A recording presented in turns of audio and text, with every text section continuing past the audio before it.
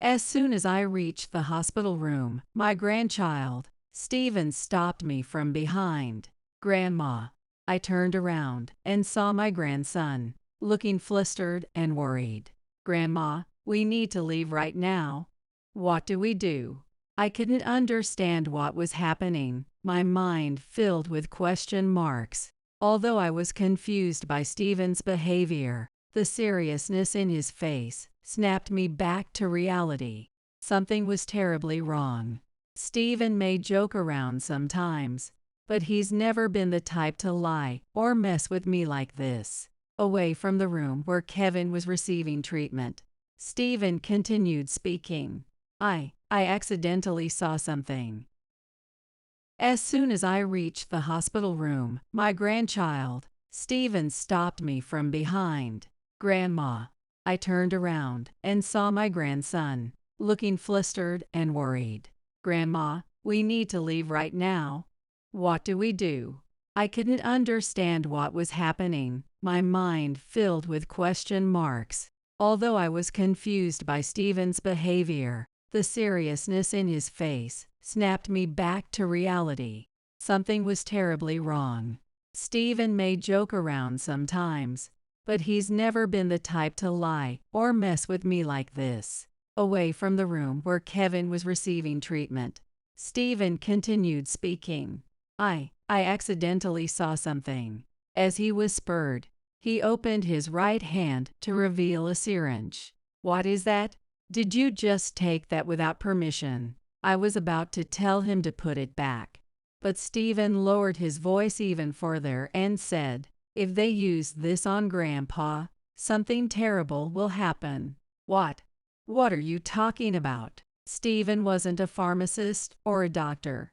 He's just a student. But as I listened to him, pushing him for more details, I felt a wave of disbelief crash over me.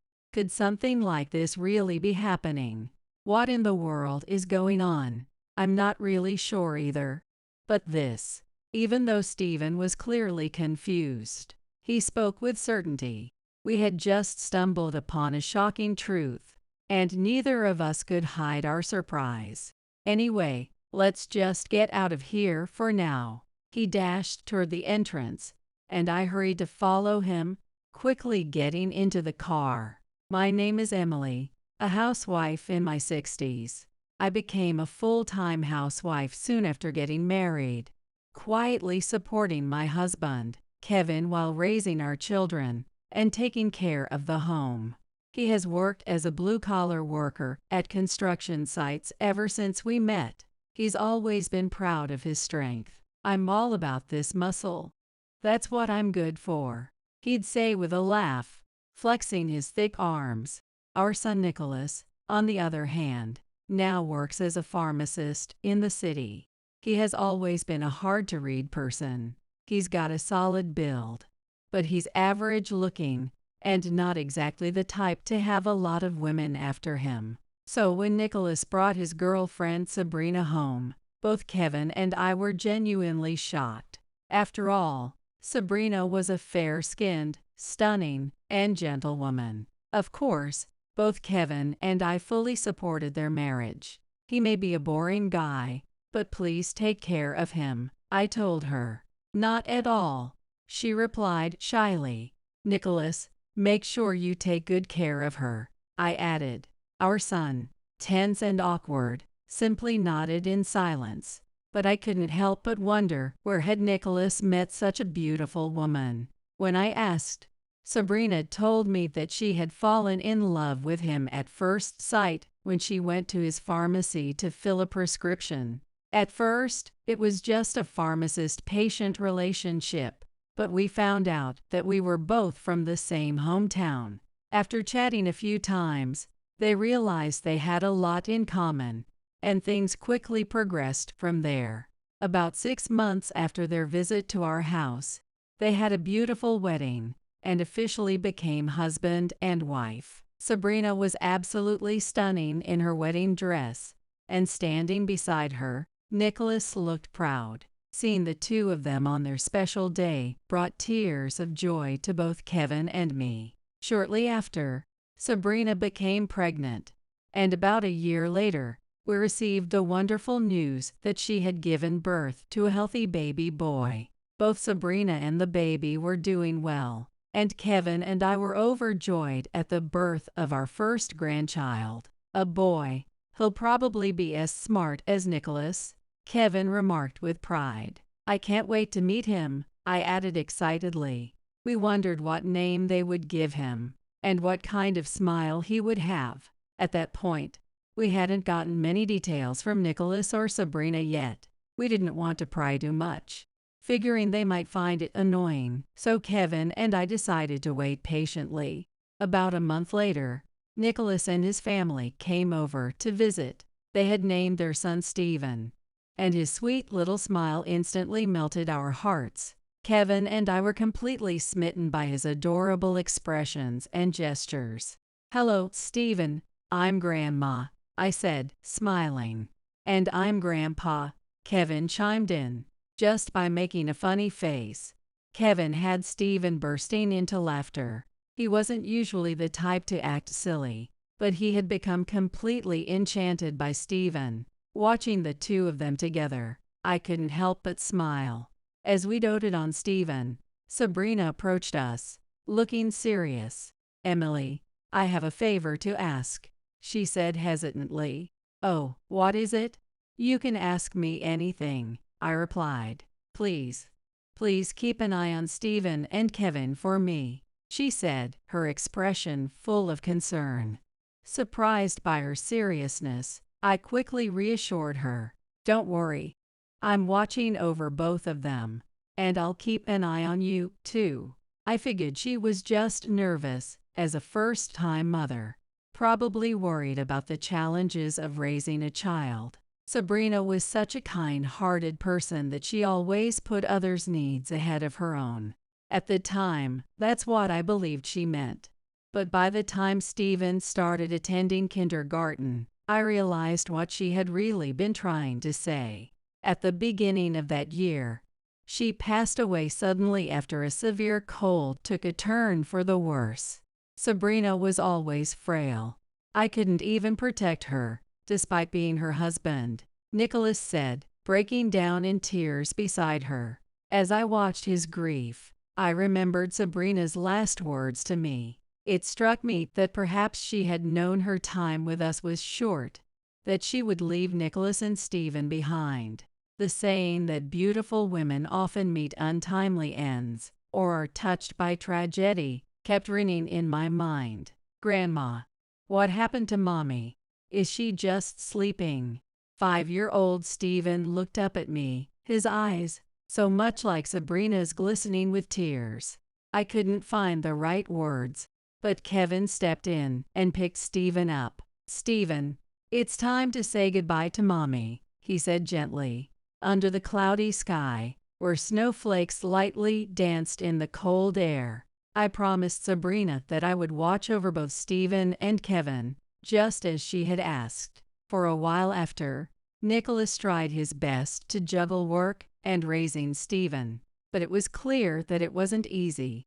Eventually, he asked if he and Stephen could move in with us. "My workplace doesn't really support parents who have to balance child care. I was hoping you could help.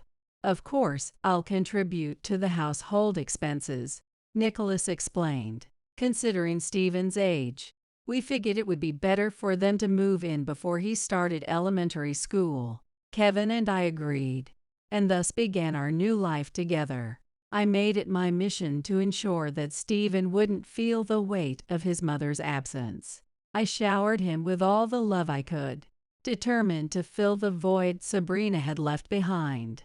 "I'm finding that this second round of child rearing is quite fun," I said to myself. In a way, it gave me a new sense of purpose, and I found joy in having a more active role in Stephen's life. With our family growing, Kevin seemed even more motivated at work. He looked revitalized, but I was a bit concerned that his job was taking over his life. He was working almost every day, coming home only to sleep. Nicholas, too, left his job in the city and found work closer to home. though his income took a hit. He seemed determined to make things work for his sake. It wasn't long before Stephen grew curious about his father's work, especially the papers and books Nicholas often left scattered on his desk. When Stephen started elementary school, he would sneak into Nicholas' room and pore over the complicated books lying around. "Grandma, how do you read this?" he'd ask, pointing to a German medical textbook I couldn't make heads or tails of. Sometimes I'd make up an answer, unsure myself. He was growing up to be bright, cheerful, and curious, with a smile that reminded me so much of Sabrina. Stephen was also a bit taller than most of the kids his age, just like Nicholas had been when he was younger. It didn't take long for Stephen to develop a deep interest in science and medicine, likely because his mother had passed away from a seemingly simple illness.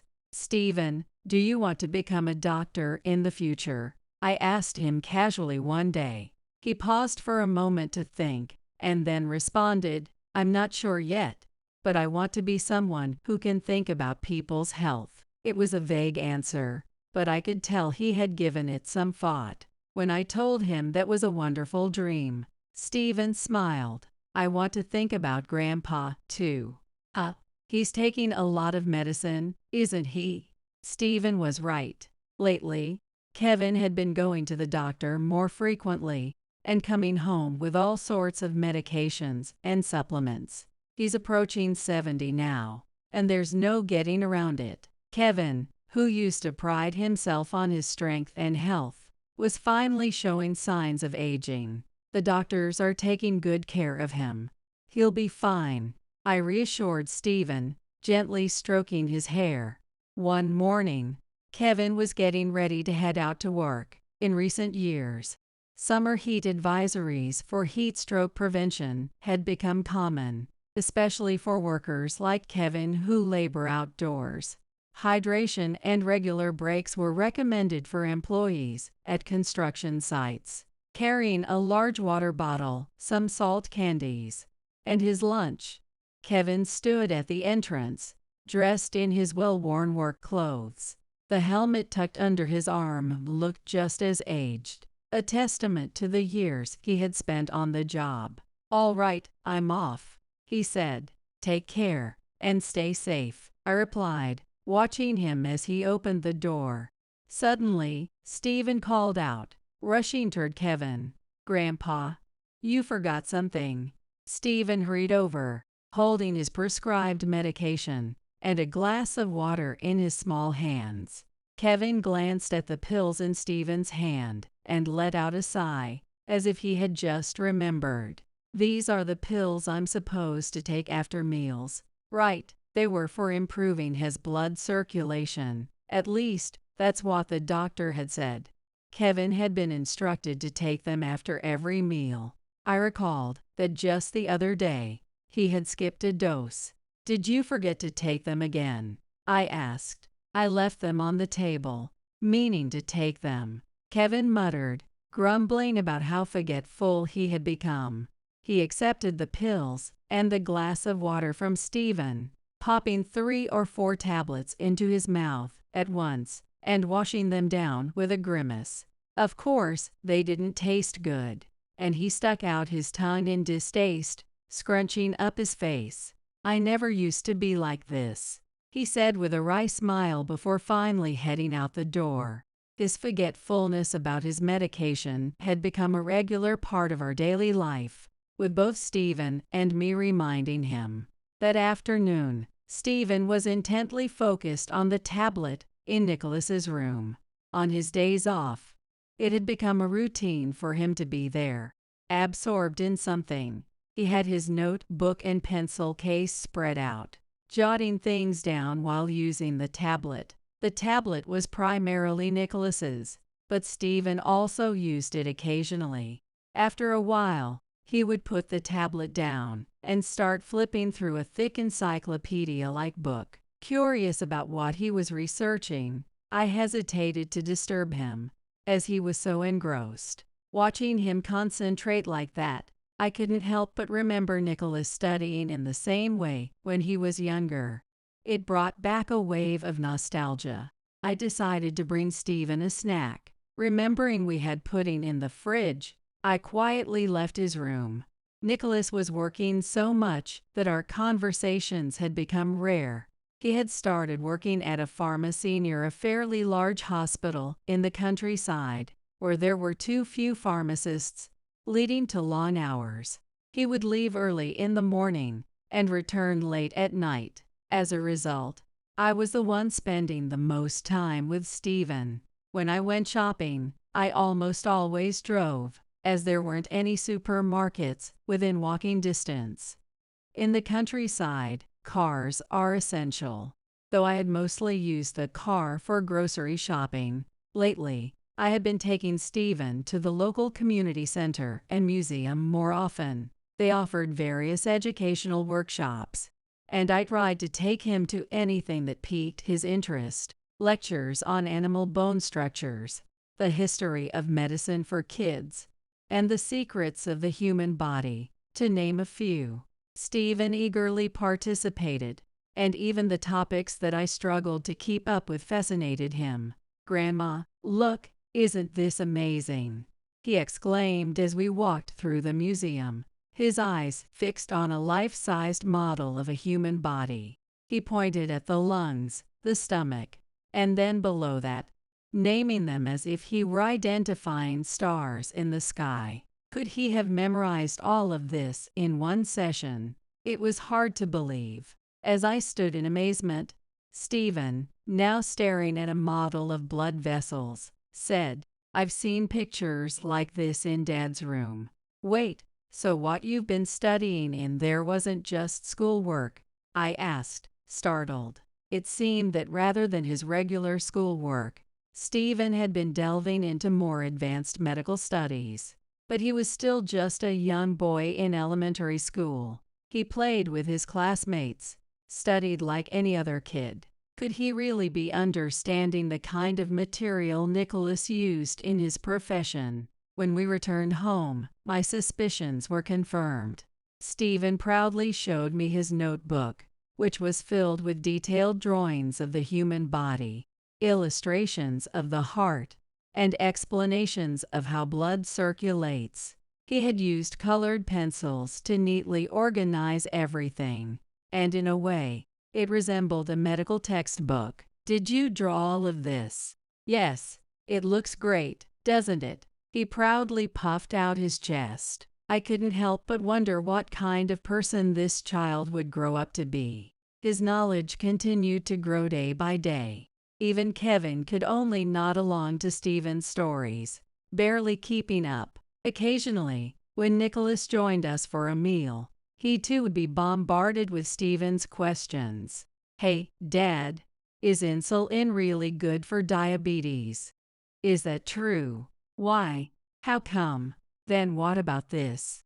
Specialized medical terms kept pouring out of Stephen's mouth, leaving Nicholas stunned. "Don't tell me he's been reading my medical books in my room." "That's exactly right. Stephen seems to absorb everything he reads. He's still in elementary school.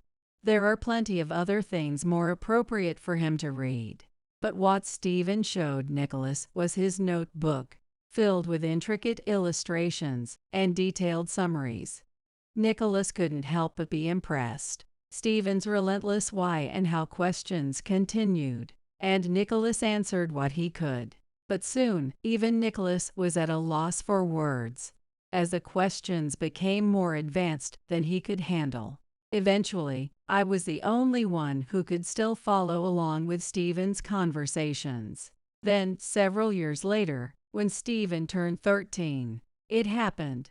An infectious disease spread across the world, sparking numerous measures and policies to combat it. Despite rigorous sanitization efforts, the number of patients only kept rising. Effective treatments were slow to develop, and Nicholas came home every day looking more and more worn out from dealing with the constant stream of customers at the pharmacy. As if the pandemic weren't enough, the summer brought a punishing heat wave. Kevin's job site was no exception, and workers were still required to wear masks in the oppressive heat. In rural areas like ours, infrastructure wasn't as well developed, and many workers were collapsing from heat stroke. Every day is tough. No matter how hard we work, we can't make any progress with the labor shortage. Kevin worked harder than ever. Please, don't overdo it, I urged. What are you talking about? I'm still as healthy as ever. He laughed, flexing his muscles as he headed out the door. But then he collapsed from heat stroke and was rushed to the hospital. When I received the call from emergency services, I panicked, but hearing that he was taken to the hospital we were familiar with, I felt a little relieved. Since Kevin had been going there regularly, his medical records would be on file, and they would take his current medications into account for his treatment. Without much time to prepare, I headed to the hospital with Stephen, who happened to be off from school that day. We got in the car, and I tried to keep my anxious thoughts at bay as I drove. I never imagined Kevin would collapse. He had been fine this morning, flexing his muscles and laughing. What if he suffers long-term effects? Or worse, what if something happens to him? Praying for his safety, I drove for 30 minutes. The rural road to the hospital was clear, so we arrived without hitting any traffic. When we got there, a doctor who seemed to be Kevin's attending physician was sitting at a desk with a displeased expression. The nameplate read Smith, and he gestured for us to sit down, with an irritated look on his face. Stephen and I sat down on the metal chairs, anxiously waiting for Dr. Smith to speak. "It's heat stroke," he said, still looking at the computer screen. "But we also need to consider other symptoms." He spoke in a low voice, carefully choosing his words. "Other symptoms? What exactly do you mean by that?" I asked. Considering Kevin's medications, it wasn't unreasonable to think there could be other concerns. But the doctor didn't give me a clear answer, instead vaguely replying, "For now, let's admit him for a while and monitor his condition." Why? The doctor's response was unexpected. Why wouldn't he just tell us clearly? His reluctance to explain left me feeling uneasy. But this was Kevin's regular doctor. With the pandemic still spreading, it seemed best to follow Dr. Smith's instructions. "Please take care of my husband," I said as I thanked him and left the office. Dr. Smith never took his eyes off the screen, and didn't so much as glance at Stephen or me. How can he function as a doctor like that? It was baffling. "Grandma, this is such a big hospital." "Amazing," Stephen whispered in awe. Worrying so much about Kevin, I had forgotten about Stephen's presence, and his innocent excitement made me feel a bit more at ease. Come to think of it, Stephen had been looking around the hospital with wide eyes since we arrived. I wondered if his interest in medicine had something to do with it. Even as we walked through the hospital, he was fascinated by the equipment and wanted to get closer. "Just a quick look. Just a little," he pleaded. "No, you can't. Come on, we need to go home and get some clothes for Grandpa's stay." I recalled how Stephen had been intently staring at the computer screen on Dr. Smith's desk earlier. Maybe it caught his attention because it was something unfamiliar. From what I could tell, it seemed to be a medical record, but I had no idea what any of it meant. I wondered if Stephen understood any of it, so I asked him in the car on the way home. He hesitated before answering. No, I didn't really get it." Stephen shrugged, and I naturally nodded in agreement. As soon as I got home, I packed 4 or 5 days' worth of clothes into Kevin's suitcase and headed back to the hospital that same day. Dr. Smith had mentioned that Kevin would only be in the hospital for a few days, so I figured that would be enough. During that time, Stephen and I would take turns visiting Kevin. Stephen seemed a little happy about this arrangement. He might have been excited to explore the hospital again. but I plan to warn him beforehand. Let me tell you in advance, don't wander around too much. I didn't even say anything yet. I know exactly what you're thinking, Stephen. How long do you think we've been together? Realizing I had read him perfectly, he stuck out his tongue and acted playfully. I informed Nicholas about the situation later that day. It might have been a bit hard on him, considering how exhausted he looked, but I had to tell him about Kevin. Yeah, I understand. I'll visit if I have some free time. Nicholas nodded weakly as he spoke. I couldn't help but worry about what would happen if Nicholas ended up collapsing, too.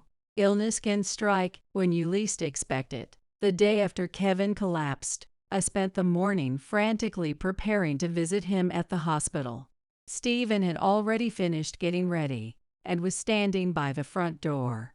Grandma, I'll go ahead and head out. Are you sure? I think the bus should be running, but don't worry about it. See you later. As I watched Stephen's back, I couldn't help but think how much taller and more dependable he had become. He's really grown up, hasn't he? Without a moment to dwell on it, I rushed through laundry, cleaning, and washing the dishes. I hurried out of the house, and by the time I reached the hospital, it was just after 10 a.m. But there was no sign of Stephen, even though he should have arrived before me. Stephen, are you wandering around the hospital? That thought crossed my mind as I headed toward Kevin's room. Yet, when I got there, Stephen wasn't in the room either. However, something else struck me as odd. It wasn't Stephen I was concerned about, it was Kevin. He was still lying in bed, and it didn't seem like he was recovering much. Could it be that this wasn't just a case of heat exhaustion? Maybe there was another illness hiding beneath the surface, and Dr. Smith hadn't been clear about it for a reason. Various thoughts swirled in my head, and I felt a growing sense of dread filling my heart. I approached Kevin, who was lying down, and checked on him.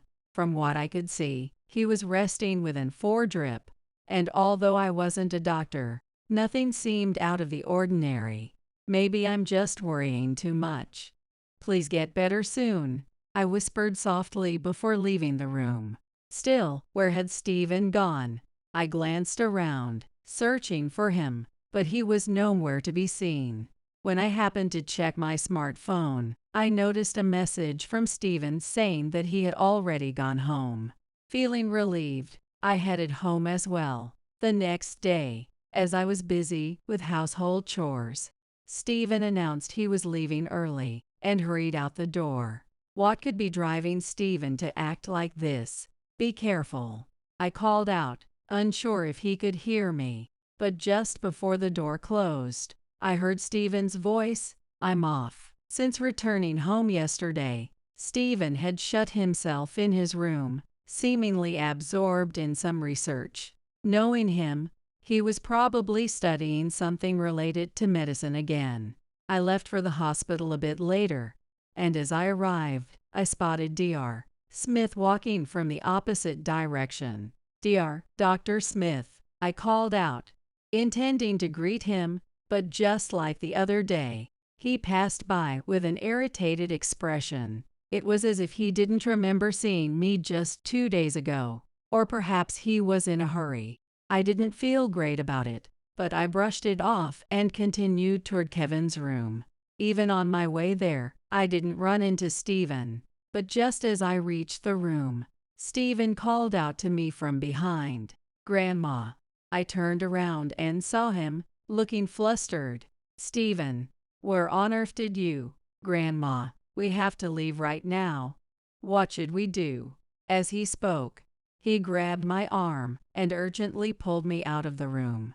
I had no idea what was happening, and my mind was filled with questions. Though confused by his behavior, I snapped back to reality when I saw the serious look on his face. Something bad was going on. Stephen might joke around sometimes, but he wasn't the type to lie or play tricks, especially not in front of Kevin's hospital room. When we finally reached a deserted area, Stephen cautiously looked around before speaking. I accidentally found this. As he whispered, he opened his right hand, revealing a syringe. What is that? You shouldn't be taking things like that without permission, I scolded, about to tell him to put it back. But Stephen, still whispering, replied, No, you don't get it. If they use this on Grandpa, something terrible will happen. What? What do you mean? Stephen wasn't a pharmacist or a doctor, just a student. However, given his deep knowledge, that even surprised Nicholas. It didn't seem entirely implausible. I urged Stephen to explain. During his break, Stephen had been researching medicine for his school project, the ingredients, effects, side effects, and which medications were best for certain illnesses. He also looked into dangerous combinations of drugs. I was even looking up the medicine Grandpa's been taking. There are apps now where you can easily check all kinds of medications, he said. Then when Kevin collapsed and was hospitalized, Stephen happened to stumble upon Kevin's medical record during a visit yesterday. The record listed all the medications prescribed, and Stephen found a combination concerning. He realized that the medication Kevin usually took, combined with the one Stephen now held, could worsen his condition. I was reading one of Dad's books, and it said so right there. Although I didn't understand the names of the medications, Stephen explained as best he could. So you're saying they're about to use a drug combination that shouldn't be used together. But why? I don't know. Maybe there's a problem with how the medications are managed. It would naturally raise suspicions about the hospital staff, the doctors or nurses who managed Kevin's medications. This could point to Dr. Smith, the one overseeing Kevin's care. It was hard to believe that a doctor we had relied on for so long could do something like this. As I fell silent, Stephen spoke again. I've been keeping quiet, but I've been worried about Grandpa's medication for a while.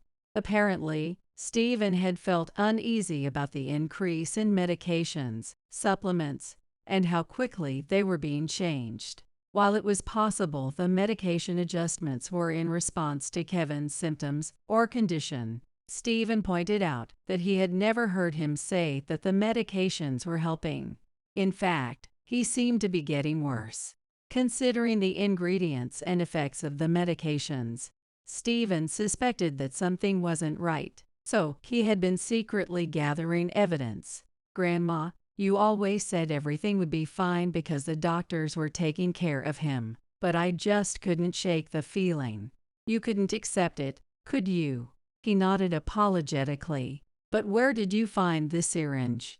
I asked. A nurse left it in Grandpa's room, Stephen replied. At the same time, he had overheard a strange conversation right before he entered the room. Stephen pulled out his smartphone, opened a recording app, and played back an audio file. In the recording, we could hear a nurse and Dr. Smith talking. The nurse was reporting Kevin's condition to the doctor. After a brief pause, Dr. Smith said, I see. In that case, administer that medication to the patient. That medication. The nurse, seemingly confused, asked for clarification. You know which one? The usual stuff, Dr. Smith replied in an authoritative, forceful tone. After a brief hesitation, the nurse coldly responded, Understood. And the recording ended there. What did this mean? Stephen and I exchanged glances. I'm not entirely sure, but it sounds like they're planning to use the medication improperly, Stephen said, his voice clear despite his confusion. Improper use of medication. We were stunned by the magnitude of the revelation we had stumbled upon. This hospital saw many patients daily, all coming to heal from illnesses or injuries. It was unthinkable that doctors and nurses, those entrusted with their care, could be betraying them like this.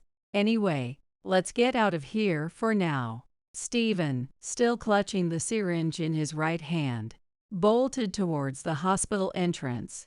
I quickly followed, and we both jumped into the car. We had to save Kevin and the other patients somehow. But how? I muttered as I started the car. I don't know. Maybe the police. It felt like we were fleeing from some unknown, terrifying force as we sped towards home. When we arrived, Nicholas was lounging on the living room sofa. His bag and discarded socks were scattered on the floor near his feet. "Welcome back, Nicholas. What are you doing home?" It was rare to see him at home at this hour. I actually got the afternoon off for the first time in a while. "I just got home," he explained, noticing the tension on our faces. "What's going on with you two?" "It's Kevin. Something terrible is happening," I exclaimed. Nicholas's expression darkened instantly. Assuming the worst, he quickly stood up from the sofa. "Did something happen to Dad?" "There might be illegal drug use involved," I said. What are you talking about?" At first, he couldn't believe it. After all, this was a large, reputable general hospital, one of the bigger ones in the area, with a decent number of doctors. The idea of illegal drug use seemed absurd. But then, Stephen explained everything. He replayed the recording on his smartphone and showed Nicholas the syringe he had been holding. Nicholas's face turned pale. "This is unbelievable," he gasped. "So the medication really is dangerous?" I asked. "Yes. What is that Dr. Smith thinking?" Nicholas quickly changed clothes, shoved his car keys into his pocket, and announced that he was going to the police. Stephen and I hurriedly followed, and the three of us headed to the police station. The possibility that illegal drug use was happening at a rural general hospital like this was shocking. Since it hadn't made the news yet, it was clear the issue hadn't become a major incident. How could something like this happen in a place that handles people's lives? When we arrived at the police station, we immediately flagged down an officer and explained the situation. At first, the officer was skeptical, but after hearing the recording from Stephen's smartphone, he quickly took action.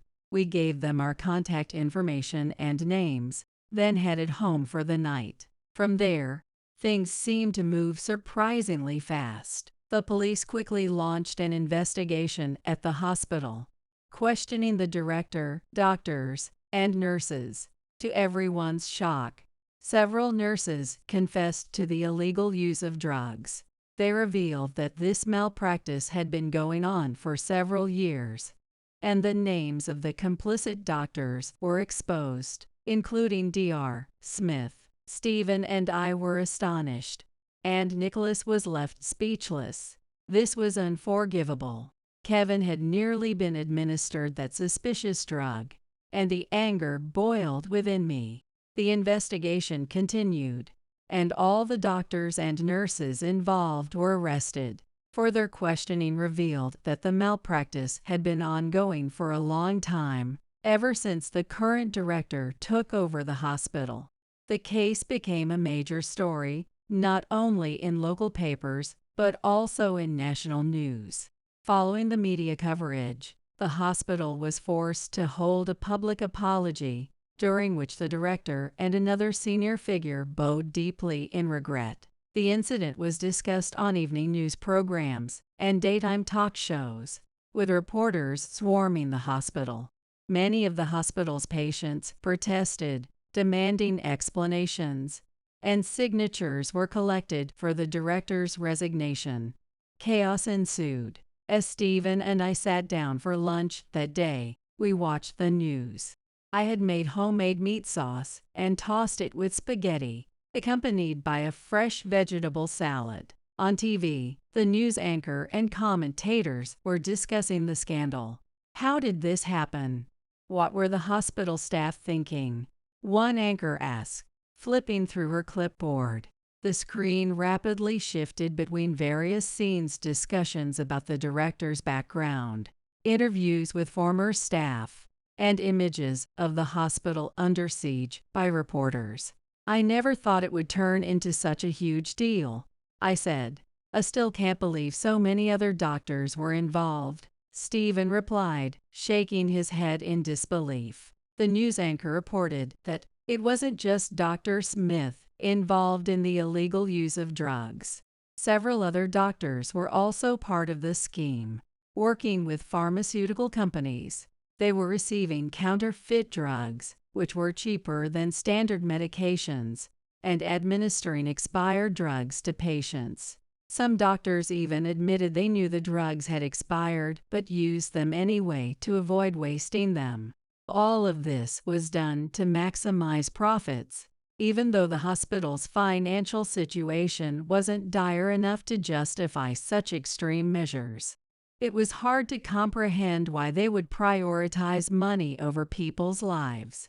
Thinking about it like that, I couldn't help but feel the depth of the darkness behind it all. According to some reports, many nurses and doctors had left the hospital over the years. It was likely because they couldn't stand the corrupt practices happening around them. It raised a question of why no one stepped in to stop it sooner. Further investigation revealed that some nurses had tried to blow the whistle on the illegal activity. However, they feared losing their jobs due to pressure from the doctors, and the threat of unemployment silenced them. In a rural area like ours, finding new work wasn't easy, so they were trapped between doing the right thing and keeping their livelihood. It must have been an unbearable burden, balancing patient care, ethics, and their careers.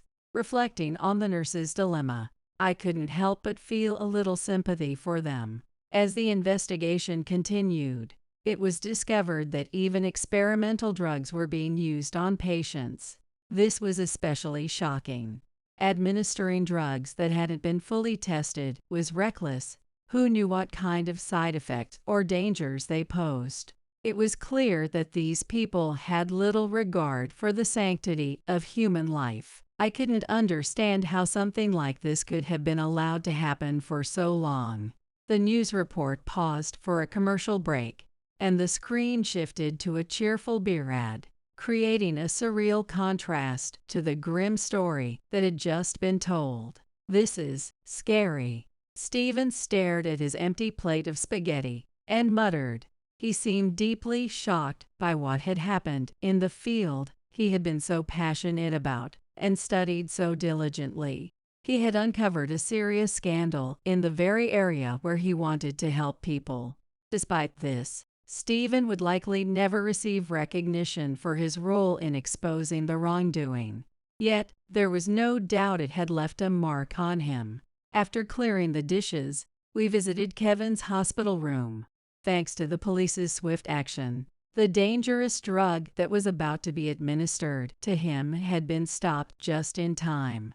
One of the officers told us how it had been a close call. With Dr. Smith arrested, another doctor took over Kevin's treatment, ensuring proper care was given.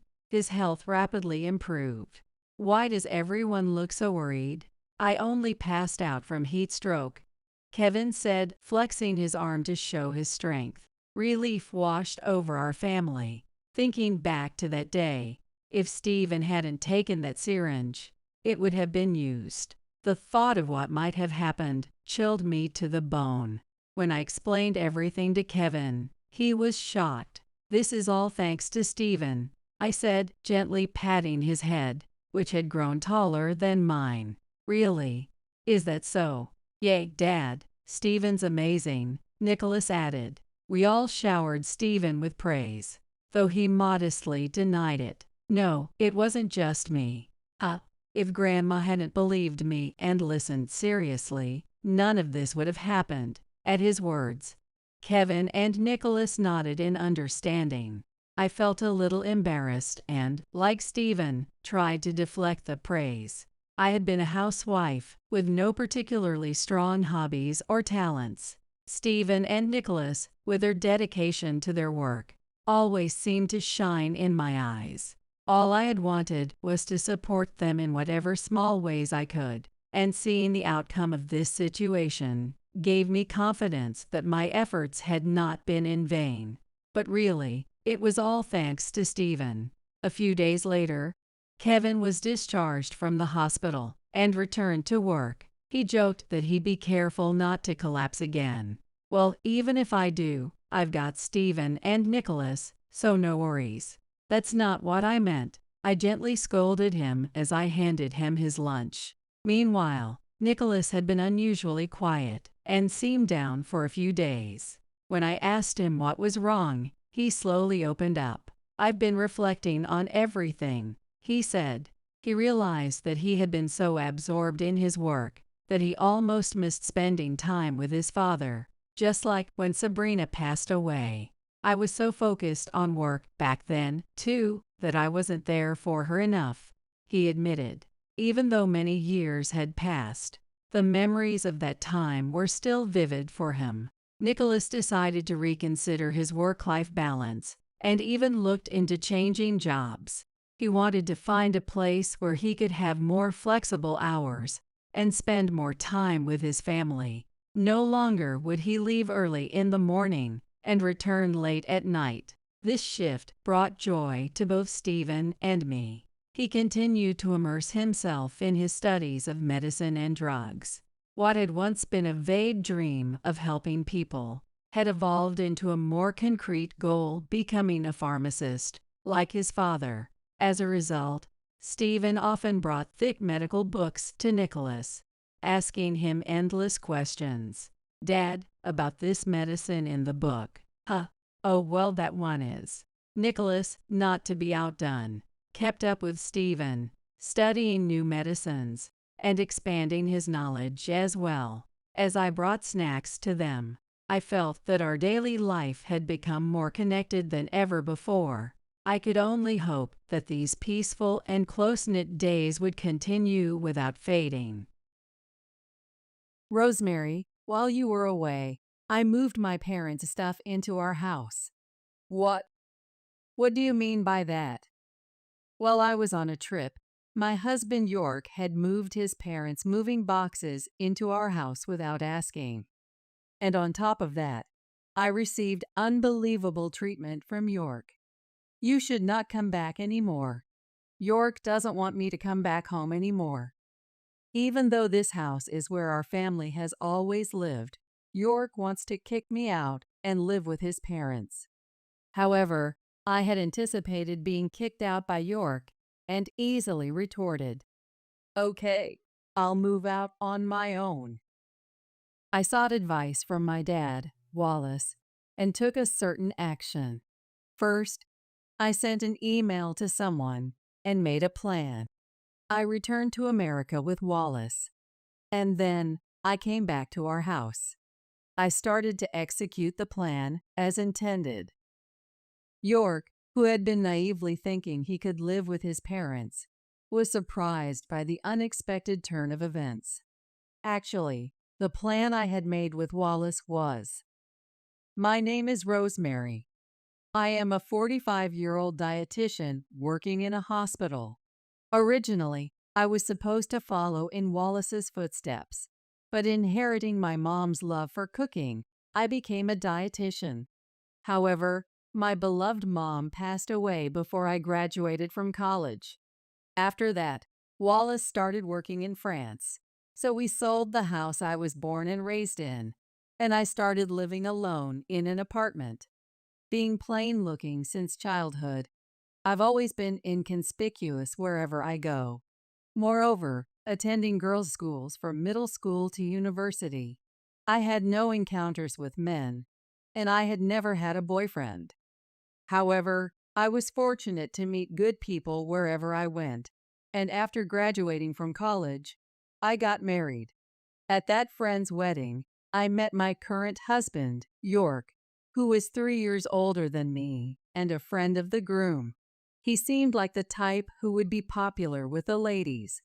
Luckily, or perhaps coincidentally, he had just broken up with his girlfriend. His ex-girlfriend was a nurse, and it seems they broke up due to misaligned schedules and night shifts. When I mentioned that I was a dietitian with early mornings and few holidays, he was very pleased.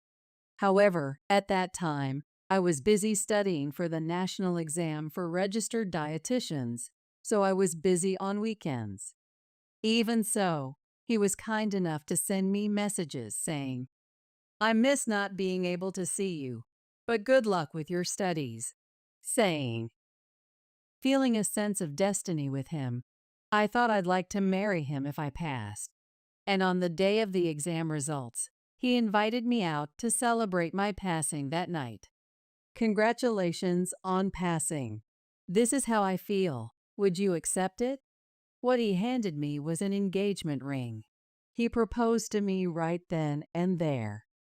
Overjoyed as if my passing was his own, I tearfully said yes right away. And so, our married life began. At first, we thought about living in an apartment, but with Wallace's help, we bought our own home.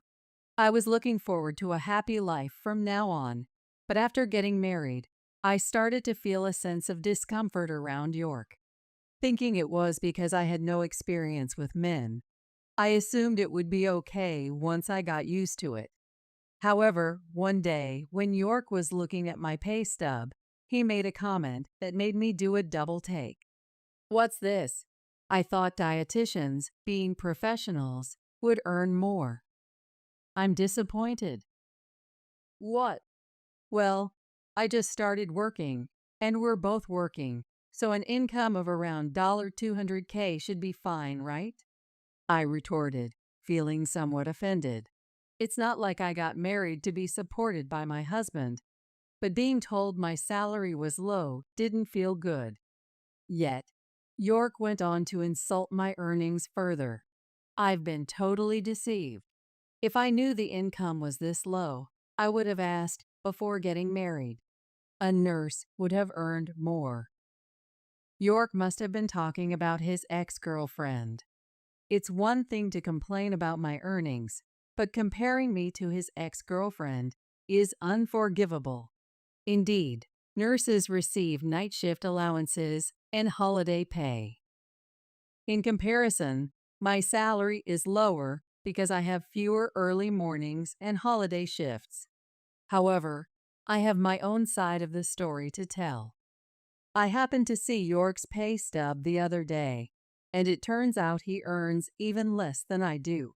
Yet, I thought we wouldn't struggle with our combined incomes, so I didn't say anything. I tried to gently break it to York, not wanting to hurt his pride. "Well, it seems like you have it tough too, so I guess you were hoping for a bit more from my salary. Sorry for not meeting your expectations." "That's right. I work for a small company, and my salary is really low. So I wanted to marry a professional woman to achieve financial stability." I only meant to cheer him up with what I didn't even believe myself, but I never thought York would take it seriously. Before we got married, he was happy that my work hours were regular. But after we got married, he complained about my low income as if he had changed his stance.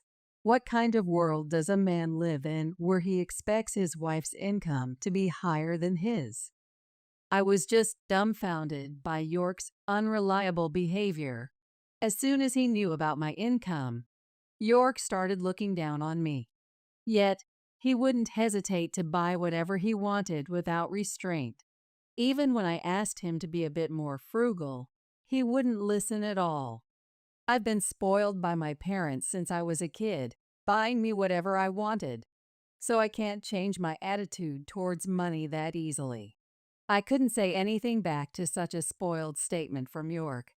It's no excuse to say that he was spoiled by his parents when he was a child at his age.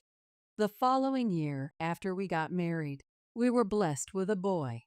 I hoped that becoming a parent would change York, but his habit of spending recklessly didn't improve, even during childcare. It was always the same with him spending his entire salary. If it wasn't enough, he'd sneak money from my wallet without me noticing.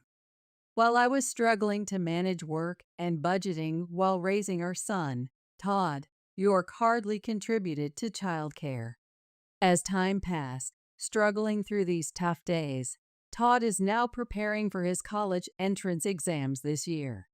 Thanks to my careful budgeting, it looks like we can afford to send him to college. Todd, understanding our financial situation, has been studying hard to enter a national university. Yet, York came up with a ridiculous idea. Because I bought a new car last year, the loan repayments are tough. Plus, there's Todd's exams, right? So, I've decided to sell my parents' house and have them move in with us. Wait, what are you saying?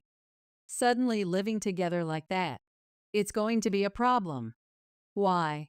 Rosemary, you get along with my parents, right? If we lives together, we'll get their pension and become wealthier. Indeed, I don't hate the idea of living with my in-laws.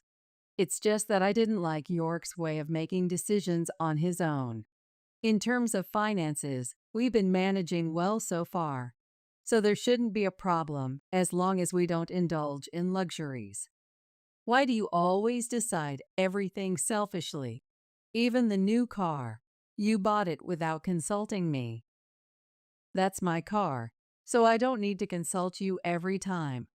Seeing York's selfish behavior, this time Todd got furious. Dad, enough is enough. When I go to college, I might come home late from part-time jobs or clubs. If grandparents Douglas and Octavia are living with us, it's going to be awkward, right? Why don't you discuss these things properly with Mom? Todd, coming out of his room all of a sudden and raising his voice, left York wide-eyed in surprise. But the next moment, York turned to me, lashing out as if he was taking it out on me. Todd talking back to me, his dad, like that is because of your poor parenting. Reflect on it. Saying that, York locked himself in his room and didn't come out for a while. I was happy that Todd stood up for me. However, I was worried that the current home environment would affect his exam preparations. Despite my worries, Todd successfully passed his first choice national university. But tired of living with York, Todd decided to move out and start living on his own. He said he wants to try his best on his own without relying on his parents, even if it means working part-time. Even so, York continues to ignore both me and Todd. Ever since it's been just York and me at home, we don't even talk though we're in the same house. It feels suffocating. During these days, feeling mentally drained, I called my dad Wallace in France to seek advice. Wallace, worried about me, suggested I come to France for a while. I thought I couldn't take a long break because of my job, but it seems my colleagues were worried about my pale complexion recently. After explaining the situation, I was allowed to take some time off. However, I wanted to keep my consultation with Wallace a secret from York. So I told him I was invited on a trip by a friend. I hoped that if I was away for a while, York might cool down a bit. But heading to Wallace's, an entirely unexpected situation unfolded, starting with a call from York while I was in France. Rosemary, I've moved my parents' stuff into our house while you were away. What? What do you mean? What do you mean, what? I've been saying, haven't I? That I'd live with my parents. More than that, Dad and Mom are angry with you. They said a wife who spoils their son like you is the worst. No way. I couldn't believe what York was saying. My in-laws shouldn't be the type to speak ill of me like that. So, I've decided we'll live with my parents and me from now on. If you were here, it'd inconvenience my parents. After all, you're the strict wife who makes their sons speak ill of them. York must have badmouthed me to my in-laws. Maybe the part about them being angry with me was also a fabrication. Angry. I thought about shouting something back. But to stay calm, I just said, I'll call you back later, and hung up. Luckily, Wallace was home, so I immediately shared the phone call's content with him. Wallace, looking disgruntled, shook his head. York, really? Relying on his parents at his age? That's what I'm saying. I don't understand why I have to be the one kicked out. After a long discussion, Wallace came up with a suggestion that excited me. I thought this would teach York a lesson. First, I contacted someone by email, then called York's mobile phone. York, talking over the phone won't cut it. So let's discuss this when I get back from my trip. I said this calmly, but York, with a laugh in his voice, replied, You shouldn't come back, just as Wallace advised. York didn't want me to return home. Expecting this, I retorted easily. Okay, got it. I'll just move out on my own. Huh? York sounded taken aback by my unexpected response. But thinking I was just bluffing, he laughed and replied, Move out? Where to when you have nowhere to go? Oh, to the place I'm currently at. What are you talking about? You're on a trip with friends. Wait, you're not with a man, are you? Now he seemed to misunderstand that I was with a lover, so I decided to reveal the truth. Well, if it's a man, it's indeed a man. But it's Dad. Ah, Wallace's place. York sounded relieved. But he'd be surprised by the next part of the conversation. Dad's living in a mansion in France now, so I've decided to live here too. That's why we're going to sell the house we've been living in. What? What do you mean? Well, you should know, right? That house is in Dad's name, built for us. If I'm not living there, it's to be sold. What? But Dad and Mom are here right now. What are you going to do? That's what I said. It's no use talking over the phone. York, finally grasping the situation, hung up without saying anything else. He can't possibly imagine the further tragedy waiting for him. Upon my return to America, a week later, I returned home with Wallace, where York was living with my in-laws. At the entrance, my in-laws greeted us with smiles. Wallace, it's been a long time. Yes, I can't often return to America due to work. Rosemary has always been under your care. While Wallace and my father-in-law, Douglas, were exchanging greetings, York quietly emerged. It seemed he hadn't yet informed them about the house sale. Looking awkward, York just bowed his head. York, the movers are coming today to pick up the stuff. Have you prepared everything? All your stuff is already packed. Oh, it's not just my things that are being moved out. Huh? Do I have to move my things out today, too? York's surprised shout caught Douglas's attention. What's going on, York? Why are your things being moved out? York, looking guilty, hesitantly explained the situation. Douglas became furious and started yelling at York. You said this house was bought under your name with a loan so we could live together, making your parents ashamed, unforgivable. Douglas's thunderous voice left York speechless. Then the moving truck arrived. After my things were moved out, my mother-in-law, Octavia, came out to direct the movers. Thank you for your hard work. Our stuff is prepared here. Please take it. Octavia had neatly prepared all the household items, including York's. Seeing this, York was dumbfounded. Mom, what's happening? Why are you packing Dad's stuff too? Where are you planning to take it? Watching York panic and question Octavia, we all burst into laughter. You've been completely fooled. What? What's going on? Why is everyone laughing all of a sudden? Indeed, this was all a plan to trick York, discussed in advance by everyone here. The first person I contacted by email from France was Octavia. Octavia had been worried about my tired appearance for some time.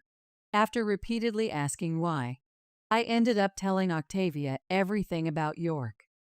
Octavia was shocked, especially at the part where York blamed his extravagant habits on his parents spoiling him. Octavia tearfully apologized for her parenting in front of me, which made me feel guilty. But York's wasteful spending wasn't Octavia's fault. As I comforted Octavia, our bond deepened. For me, without a mom, Octavia became someone I could consult about anything. Wallace was aware of my close relationship with Octavia. Thus, he suggested involving the in-laws in our plan. Octavia, without letting York know, had been looking for a new place for them to live with Douglas. Douglas's scolding of York was all an act. I nearly burst out laughing at their convincing performance. Octavia, thank you for arranging the movers for me as well. Now I can move to the house Dad built in France. I'm sorry, Rosemary. My son has caused you so much trouble. Octavia, we agreed not to say that, didn't we? Octavia and I laughed together. York, unaware of how close I was with his parents, looked surprised. Mom, where are we moving to? We've already sold our family home. We've already arranged a new place for us. York seemed relieved at Octavia's words. But that relief would soon be short-lived. So, it was like that. I worried for nothing. Then I'll just go there too, right? What are you talking about? That's a senior living apartment for Douglas to live in with someone else. York, you're not a child anymore. Find your own place to live. As soon as Octavia said this, York's face turned pale. That's impossible. I don't even have the money for moving, let alone find a new place. Indeed, York had squandered his salary on hobbies and entertainment, leaving him with no savings. No matter how he struggled now, it was his own responsibility. Desperate, York looked at me with pleading eyes. I could guess what he was about to say. By the way, Wallace built quite a big house in France, right? I had no idea you were such a well-off lady. Listen, I'll do anything you say from now on, so could you take me with you to that house? Suddenly speaking in a sweet tone, he was indeed trying to rely on me. I had no intention of indulging such naive thoughts, and firmly stated my position. I've been fooled by your kind words on occasion, but I can't forgive you anymore. You've barely contributed to our living expenses and have just been playing around. I don't want to be your wife anymore. I've already discussed this with Todd on the phone yesterday, and we've decided to get a divorce. Todd agrees it's for the best. I vented the feelings I had been holding back, feeling a sense of relief. My in-laws seemed to agree, nodding deeply. What am I supposed to do now? York cried, tears in his eyes. But my decision was firm. I presented him with the divorce papers and demanded his signature. Yet, York stubbornly refused to sign. Seeing this, Douglas showed his anger again. York, enough is enough. After all the trouble you've caused Rosemary, now you're thinking of relying on her parents' home. I'm ashamed to call you my son. That's right. I admit, I've spoiled you too much. But York, you're an adult now. Stop being so selfish and start living on your own. Convinced by his parents' earnest persuasion, York shed tears. What? Even Dad and Mom. Do I have no allies here? Muttering so, York signed the divorce papers. He then arranged to store his belongings in a storage unit and left the house alone. Betrayed by the parents he thought were on his side, he was visibly shocked. However, the in-laws had decided to cut ties with York. Not just them. I also promised never to let York see Todd again.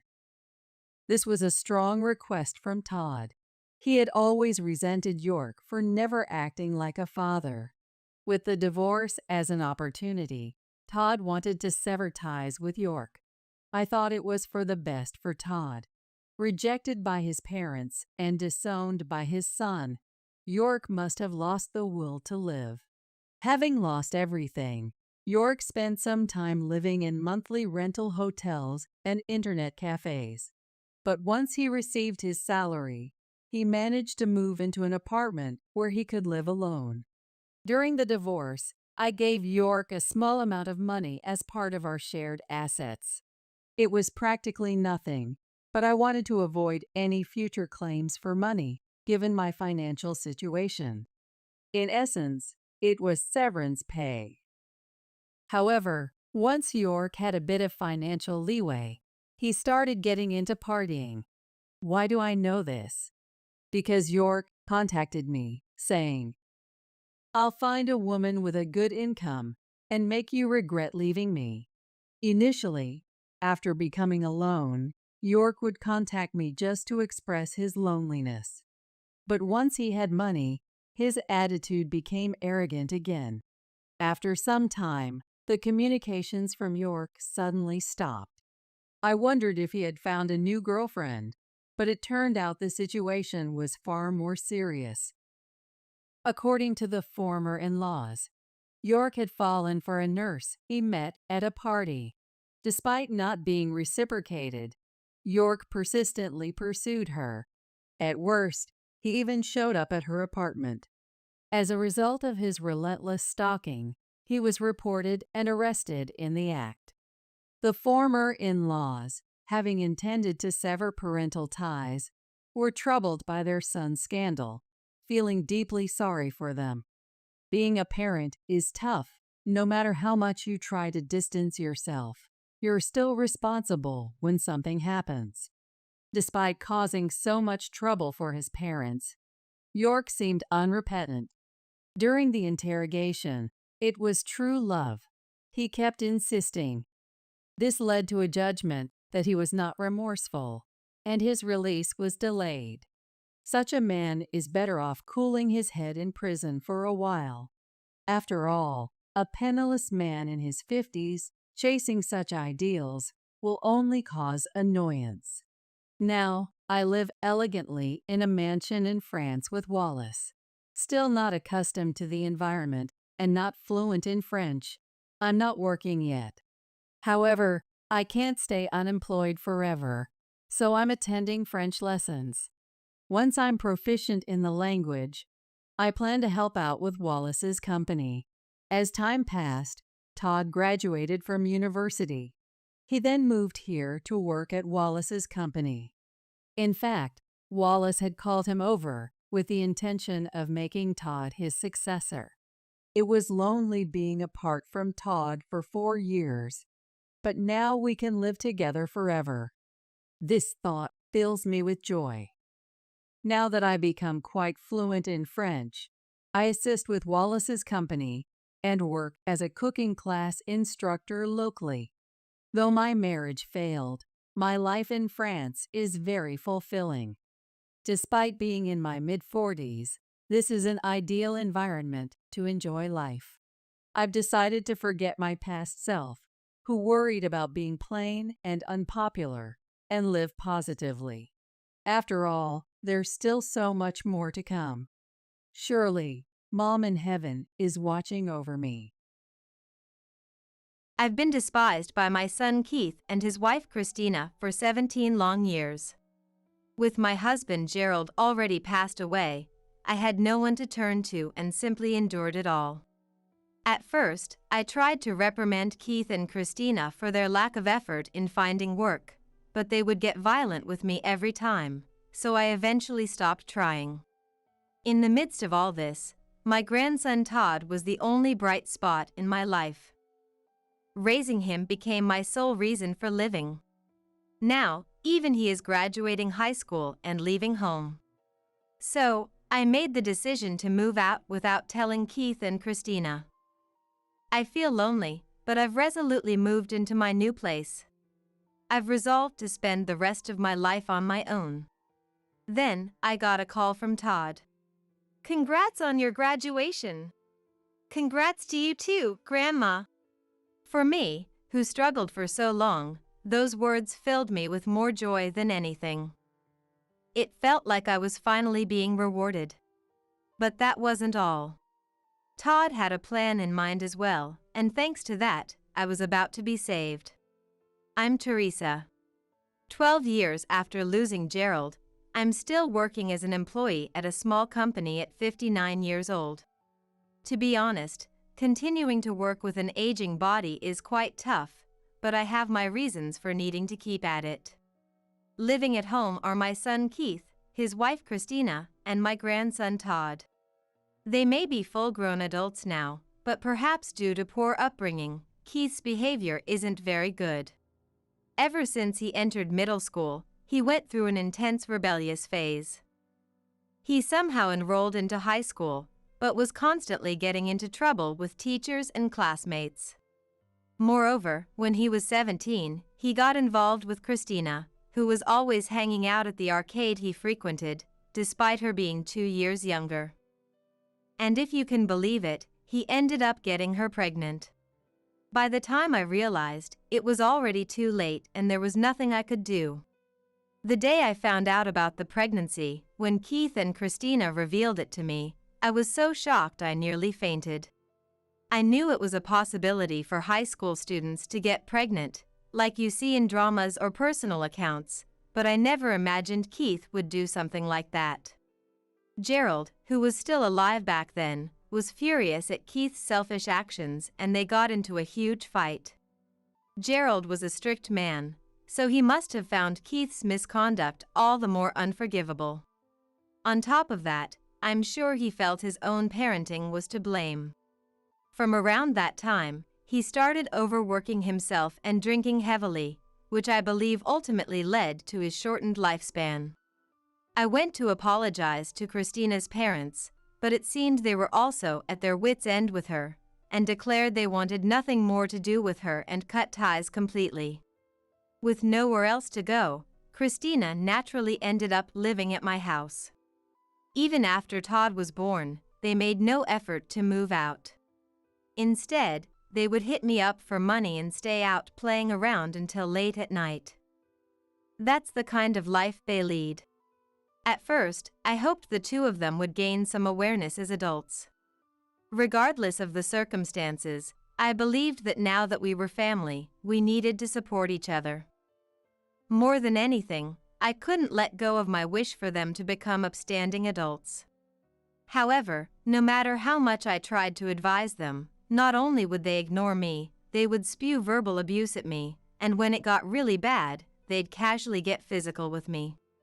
As this cycle repeated over and over, I became more afraid of their violence than of persuading them. Honestly, I felt I had failed as a mother. But with no one else to turn to, my mind was completely occupied with just trying to get through each day without incident. As a result, the two of them never tried to hold down jobs, and even if they worked part-time, it never lasted long at all. With such indolent personalities, there was no way they could raise Todd properly. It was essentially child neglect. So I stepped in as a parent figure to raise Todd. Children really are adorable. Just picturing Todd's face gave me the strength to persevere even when I was busy. I may have also felt I was atoning for my sins. It's because I couldn't raise Keith properly that I wished for Todd to live a happy life. Todd must have understood how I felt. He grew into an astonishingly easygoing and obedient child. During long vacations, I would take Todd on trips to North Carolina. Why North Carolina? Ever since I was a child, I loved the Great Smoky Mountains. No matter how much the times change, seeing the Great Smoky Mountains standing there majestically, unchanged, made me feel like I was receiving some of their power as well. Having lost Gerald, I felt uneasy about whether I would be able to live a long life. If I were to pass away before Todd grew up, who would take care of him? I wanted to stay alive at least until he reached adulthood. So by receiving energy from the Great Smoky Mountains, I hoped to stay healthy and live as long as possible. After bringing Todd there a few times, it seemed he grew fond of the Great Smoky Mountains too. Whenever he had time, he would pester me, saying he wanted to go to that spot where you could see the Great Smoky Mountains. Perhaps thanks to the power of the Great Smoky Mountains, I was able to take care of Todd without falling seriously ill. Keith and Christina were as disinterested in child rearing as ever, so I was the one dropping Todd off and picking him up from preschool, attending school events and parent-teacher conferences. Keith and Christina were so uninvolved that Todd's teachers mistook me for his mom. Raising Todd while holding down a job was definitely grueling, but unlike Keith, Todd never rebelled and remained closely attached to me. However, Keith's treatment of me grew worse year by year. "Hey, give me some money. I'm going out." "No, this is for living expenses." When I refused him like that, Keith said, "Shut up. Don't you talk back to me." He punched and kicked me in a violent outburst. "Hey, hurry up and make dinner. Why are you resting? Make dinner first, then you can rest." They would say that without lifting a finger to help with chores, even when I had just gotten home from work. Moreover, when I said to Christina, "You know, I can teach you how to cook. Why don't you try making it yourself?" She made a disgusted face. "No way. Why should I have to do that? You do it." And retorted. In other words, to them, I'm not a parent or anything of the sort. I'm just a convenient housekeeper who earns money and handles all the household chores. When I realized that's how they saw me, I became terribly sad. It was so far removed from the family life I had envisioned. Keith's heartless attitude was extremely painful. Then one day, while I was playing with Todd has it good. Actually getting raised properly, he suddenly said loudly enough for me to hear. Taken aback by his words, "What are you saying? I took plenty good care of you," I argued. Then, Keith slammed the table forcefully and started shouting. "So why do I have to live this miserable life then?" I stayed silent, not understanding what Keith meant, but his anger didn't subside. "It's all your fault. If you had raised me right, I never would have gotten Christina pregnant." Christina, who was listening nearby, made an exasperated expression. "What? That makes no sense. You're the one who seduced me, remember? What are you going on about now?" Keith apparently didn't like what Christina said. He suddenly slapped her across the face. Christina crumpled to the floor holding her face and burst into tears. "Hey, Keith. There's no need to hit her. Shut up. Shut up. Shut up. It's all your fault. My job isn't going well because of you." No matter how much I scolded him, he just kept screaming and wouldn't listen to a word I said. This kind of outburst from Keith was a common occurrence, and each time, everything was made out to be my fault. But even when Keith yelled at me, rather than getting irritated, I would end up feeling sad instead. It's true that I was busy with work and may have made him feel lonely. Looking back, I had that realization. However, no matter how much you blame others, it won't make your own life any better. When he was young, Keith probably had excess energy and was able to vent his life frustrations outside the home. But as he got older, his friends dwindled and his stamina declined, so all of Keith's pent-up discontent became directed at me. And then, on one cold winter day, I ended up coming home late at night after working overtime. Blowing on my freezing hands to warm them, I opened the front door. I went straight to the living room where Keith was sitting on the sofa glaring at me. "I'm home," Sorry I'm a bit late. But Keith didn't reply. He walked up to me, snatched my bag and hurled it to the floor. What are you doing? Hurry up and make dinner. What? I said I'm hungry, so make some damn food. Exhausted from work, I was irritated by Keith's attitude. Dinner this, dinner that. Stop demanding it like a child. Make it yourself. But if he was the type to reflect from those words, I wouldn't be having such a hard time. Enraged by what I said, Keith grabbed my arm and started dragging me towards the front door. Stop, that hurts. Without a word, Keith opened the front door and threw me outside. Hey! Ignoring my scream, he slammed the door shut and locked it. I had my house key in my bag, so I couldn't get back inside. Please, open up, I said while pounding on the door. Suddenly, the door swung open. My relief was short-lived. Keith hurled a bucket of water at me. It's freezing! What are you doing? The water was so cold I thought for a moment my heart might stop. How's that? Nice and cold, huh? That's what you get. Then Todd came running in a panic from inside. Dad, what are you doing? He demanded of Keith. Shut your mouth.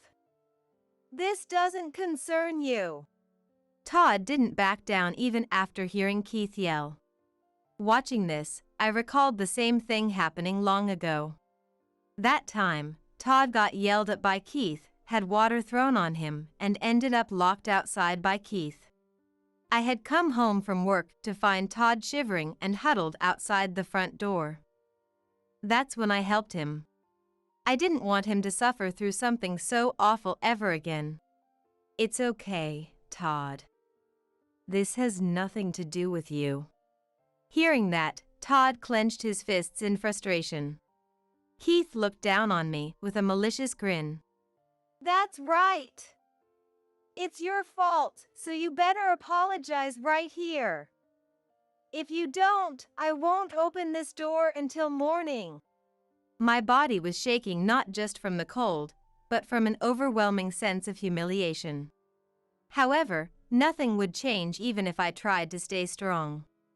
Keith would likely make good on his threat and leave me out here all night. For Todd's sake too, I had no choice but to endure it and apologize. I'm very sorry.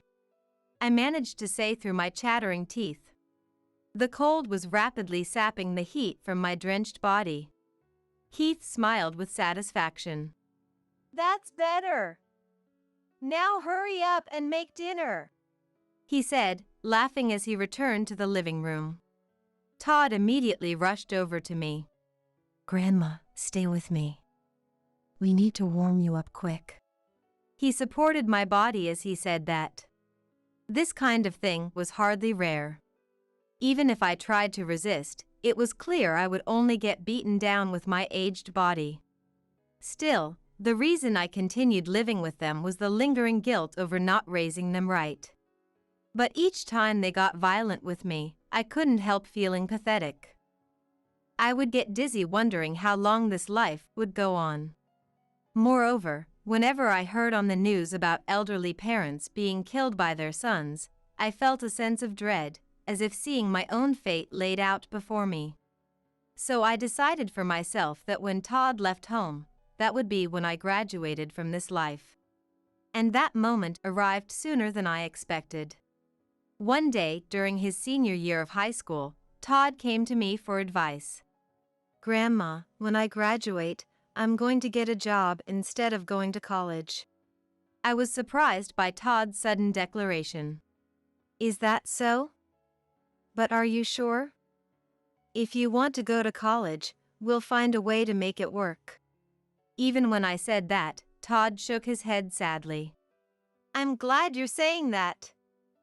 But Grandma, you're at the age to retire now, right? And with how Dad and Mom are. But don't worry.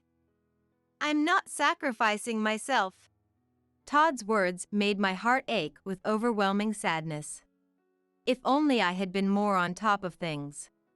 If only Keith had held a steady job like everyone else. Then Todd wouldn't have had to feel this way. I'm sorry. I'm so sorry. I apologized to Todd through my pitiful tears. Fortunately, Todd's job search went smoothly and he secured a position at a company in Kentucky. Since he decided to move into the company dormitory, Todd would be leaving home right after the graduation ceremony. Keith and Christina didn't seem to show much interest in the matter. From the moment I heard about Todd's plans, I had been secretly devising my own and putting them into action. The day before Todd's graduation, as I was preparing. Hey, about tomorrow's graduation ceremony, we're going, Keith declared. What? Why? Why? Because he's our son, of course. You got a problem with that? There wasn't really a problem. However, I felt something was off about Keith suddenly wanting to attend when he had never properly participated in child rearing or school events before. That said, it would be odd to refuse his attendance for that reason. All right then. Let's all attend together. When I suggested that, Christina scoffed. What are you talking about? You don't need to come, she said coldly. Why not? Why can't I go? I retorted, not understanding what they meant. You see, graduation ceremonies are pretty high profile. That's why I want to dress nicely. That's fine, but why can't I go? I told you, you'll just get in the way. How am I in the way? Look, there will be photos taken, right? Then you'll be in them too. Get it? Having an old hag like you in the shot will ruin a perfectly good photo. I was irritated by Christina's cruel way of speaking. If they wanted to celebrate Todd's graduation as a family, I had intended to quietly step aside. But Christina was saying she wanted to exclude me just to satisfy her own desire for recognition. Not once had I ever received a word of gratitude from Keith or Christina. It's not like I particularly wanted such words, but I at least wanted them to let me attend Todd's graduation. Please, I really want to be at the graduation. Yeah, right. I never even graduated high school. And that's all your fault. Exactly. The nerve of you. Know your place at your age. I gave up trying to persuade them at that point. If I kept arguing, their erratic violence would come next. So I had no choice but to swallow my feelings and back down. Grandma, Todd said, his face contorting with sadness. It's okay. Keith is right, after all. Old folks should stay home. And then graduation day arrived. As soon as the ceremony ended, Todd would head to his company in Kentucky and move into the dorm. And since I was moving forward with my own plans, if things went poorly, this might be the last time I ever saw his face. Grandma, I'm heading out now. Do your best. Then Keith, Christina, and Todd left the house. After seeing the three of them off, I immediately made a phone call. Thank you for everything. Actually, there's been a change of plans. No, Keith and Christina aren't home right now, so I wanted to move my things out while I have the chance. Is that so? Thank you very much. I hung up and immediately started preparing to move. A short while later, I handed off the bare minimum luggage to the movers who arrived, then I too left the house. That's right. Like Todd, I had been preparing to graduate from this life. I had already informed my company and prepared a new place to live. I wanted to tell Todd too, but I was afraid the information might leak to Keith somehow, so I couldn't bring myself to say it. If they found out I was leaving home, Keith and Christina would never allow it. Because they would be losing both their money and housekeeper at the same time. My original plan was to move out when Todd finished his graduation and Keith and Christina were away from the house, but this unexpected turn of events seemed like the perfect chance. I felt bad about Todd, but I believed he could manage on his own, and figured things would work out if I sent him a letter. So I decided to resolve my own situation. And my plan went well. I successfully moved into my new home without Keith or Christina noticing. It's located very close to a spot with a great view of the Great Smoky Mountains. Since I would be living alone anyway, I at least wanted to spend my remaining days with the Great Smoky Mountains in sight. But that wasn't the entirety of my plan. As I was catching my breath in my new home, I got a call from Keith. "What? Is the graduation ceremony over already? Don't screw with me!" I could hear Keith shouting over the phone. "We just got home and some real estate agent showed up telling us to get out of the house. What the hell is going on?" "It's just as he said. I put the house up for sale. Luckily, a buyer was found right away, so you two need to move out soon." "Why the hell would you sell your own house? Have you lost your mind?" "For my graduation. I've already moved out, so you two will have to figure out the rest on your own." That's right. I hadn't just moved, I had also put my house on the market. Even if I left the house, I was afraid that as long as they lived there, Keith and Christina would continue their indolent lifestyle. Despite the terrible treatment I endured, somewhere in my heart, I hadn't given up on Keith becoming independent. However, I realized that would be impossible with things as they were, so I decided I might as well put them in a critical situation. That way, Keith would have no choice but to work for the sake of his own livelihood, and Christina would have to support him. I wondered if my plan would work out. It was impossible to know at this stage. Still, it had to be better than continuing to live in the same place forever. However, Keith didn't seem to grasp my intentions. He was still grumbling resentfully over the phone. "So now, after all this time, you're suddenly abandoning me? And you call yourself a mom?" "I've graduated from being a mom." "Stop spouting nonsense. What about money? You sold the house, right? Where did that money go?" "If you mean that money, I took it all. For my retirement fund." Keith finally seemed to understand the situation he was in and started crying pathetically. "Mom, I was wrong. I'm so sorry for the terrible things I've done. So please, don't abandon me. There's no way I can get a job at this point." Hearing Keith's feeble words over the phone made my heart waver for a moment. But I endured it. "I'm not blaming you for what you did. I think I made you feel lonely too. That's exactly why I want you to become independent from your parents. I'm getting old now." "Then at least tell me where you moved. Isn't it cruel to never see each other again? I won't demand money, so please tell me." "No. I can't trust your word. Live happily with Christina. That's all I can say to you." Mom, this is the last time I'll speak with you.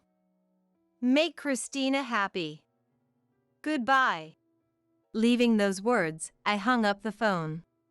I blocked Keith's number, turned off my phone and placed it on the desk, then sprawled out on the floor. Outside, it was already getting dark. The colors of the sunset filtering through the curtains faintly dyed the white ceiling a pale pink. Gazing up at that ceiling all alone, I let out a deep sigh. A sense of relief that everything went well, guilt over abandoning Keith and Christina, loneliness from being all by myself, all these feelings swirled together inside me. And memories of the past naturally flowed into my head. I had the illusion that they were being projected on the white ceiling like a screen. When I first met Gerald, the day Keith was born, the day Christina came to our house, the day Gerald passed away, and the memories with Todd. I lifted myself off the floor and headed to the next room. There, a photo of Gerald was placed. I sat in front of it. "It's just the two of us from now on," Anne murmured. Months passed. I was still working as a full-time employee. At the company's urging, I ended up extending my employment, so it seemed I could keep working for a while longer. To be honest, I had wanted to quit my job and take it easy, but considering my life in old age, I wanted to earn as much money as possible and maintain connections with people. That said, when I wasn't working, I lived quietly by myself. Today, to prepare for vacation, I headed to the supermarket near my house to shop for groceries. It was a place where Todd and I used to often gaze at the Great Smoky Mountains. Now, thanks to its prime location, it had become a supermarket and small park. After finishing my shopping, I was looking out at the Great Smoky Mountains when I suddenly got a call from an unknown number. I hesitated for a moment about answering, but decided to pick up. "Hello? Hello? Grandma? It's me. Todd." "What, Todd? What is it?" I let out a shout so loud it surprised even myself. Actually, Todd didn't have a mobile phone back then, so he shouldn't have known my number. "I bought a mobile phone right after starting my job. I was determined to call you, Grandma, so I had written down your number." "Is that so? I'm sorry for leaving like that without telling you." "No, it's okay. I knew. I happened to overhear you on the phone with a real estate agent. So I thought it was a long shot, but I found the documents you were hiding and made a note of it." "Really? I had no idea. But I'm so glad. It had been on my mind." I was truly relieved to hear Todd's voice after so long. "If you're calling now, does that mean you're on vacation from work?" "Yeah. So I came to visit." "What?" I was about to ask Todd what he meant when I suddenly felt a gentle tap on my shoulder. Startled, I turned around. There stood Todd with a huge smile on his face. "Grandma, long time no see. You surprised me. How did you know I was here?" Todd replied to my question with a proud look. "I went to the address I had written down, but you weren't there. But I just knew you'd come here. You used to bring me here a lot, remember, Grandma? The surroundings have totally changed, though." "That's true, we sure did. But in that case, you should have told me in advance. It would have been terrible if you came all this way and couldn't find me." "Actually, I didn't get a job in Kentucky. I only said that to trick Dad and Mom. I'm really working in North Carolina." "Is that so? So we were living close by all along." Todd still looked overjoyed. "That's right. You struggled because of me, Grandma. So from now on, I want to repay you even a little." "Struggled? Not at all. I was happy to raise you, Todd." I was overwhelmed by Todd's kindness. My life up until now had certainly been tough, but I felt in this moment that my desperate patience for Todd's sake was being rewarded. "I'm hoping to spend time with you whenever I have a vacation, Grandma. So let's look out at the Great Smoky Mountains together again." "Yes, let's do that." The Great Smoky Mountains seemed to quietly look on as Todd and I conversed. From then on, whenever Todd had vacation time, he would stay at my place and we would have a wonderful time together. Up until now, we couldn't spend such quality time due to Keith and Christina's harassment, so it was truly enjoyable. I had resigned myself to a lonely old age, but now it felt like a bright future had suddenly opened up before me. Before, I would just hole up in the house waiting for time to pass, but these days I actively socialize with the neighbors as well. Perhaps thanks to those efforts, I made new friends too, making each day even more fun. I was able to hear about what became of Keith and Christina through an old acquaintance. They are poor but seem to be getting by on their own somehow, so that's a relief for now. Today, I plan to go with Todd to our spot where we can see the Great Smoky Mountains. It was a constant struggle, but I'm living happily now, grateful to have finally obtained these peaceful days.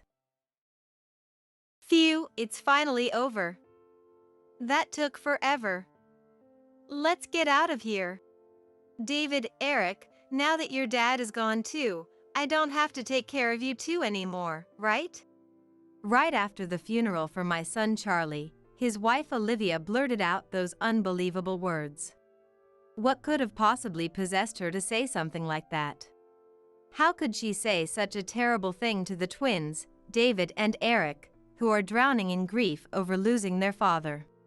You're the only parent these children have left now. Think about it. Huh? I'm remarrying a handsome doctor. The old hag can raise those twin brats. See ya. While I stood there in shock, Olivia selfishly spat out those lines and breezily walked away.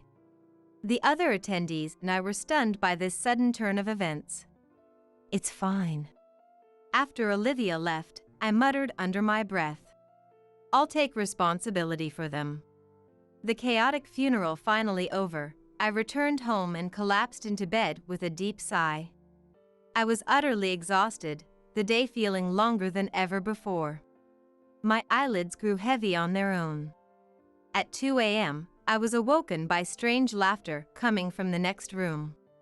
When I opened the door, there were two faces illuminated by the pale blue glow of a computer screen in the darkness. There were David and Eric, who should have been consumed by sorrow, laughing as they looked at the computer. I'm Zoe. Ever since I lost my beloved husband 3 years ago, I've been living alone in this house. The one joy in my life is when my adorable grandkids come to visit. Today, my grandsons David and Eric are coming over to play for the first time in a while. So I've been restless with anticipation since morning. Even though lunch preparations are done, I wander around the house feeling like something is missing. Ah, that's right. The camera. The other day, the twins, who just started elementary school, said they would show me their new school uniforms. I started looking for the camera so I could properly capture them in all their glory. Found it. Now I'm all set. Just as I finally felt at ease, I heard a car engine stop in front of the house. Grandma. Hello. Hello. Energetic voices rang out from the entryway. Coming. Welcome, you two. I called back as I hurried to the front door, where David and Eric stood wearing their new backpacks and uniforms. Behind them, my son Charlie and his wife Olivia walked up. Mom, I'm home. Hi, Zoe. Long time no see. I'm so glad you all could make it. Come on in. I welcomed my son's family into the house and we had a photo shoot with the kids in their school uniforms.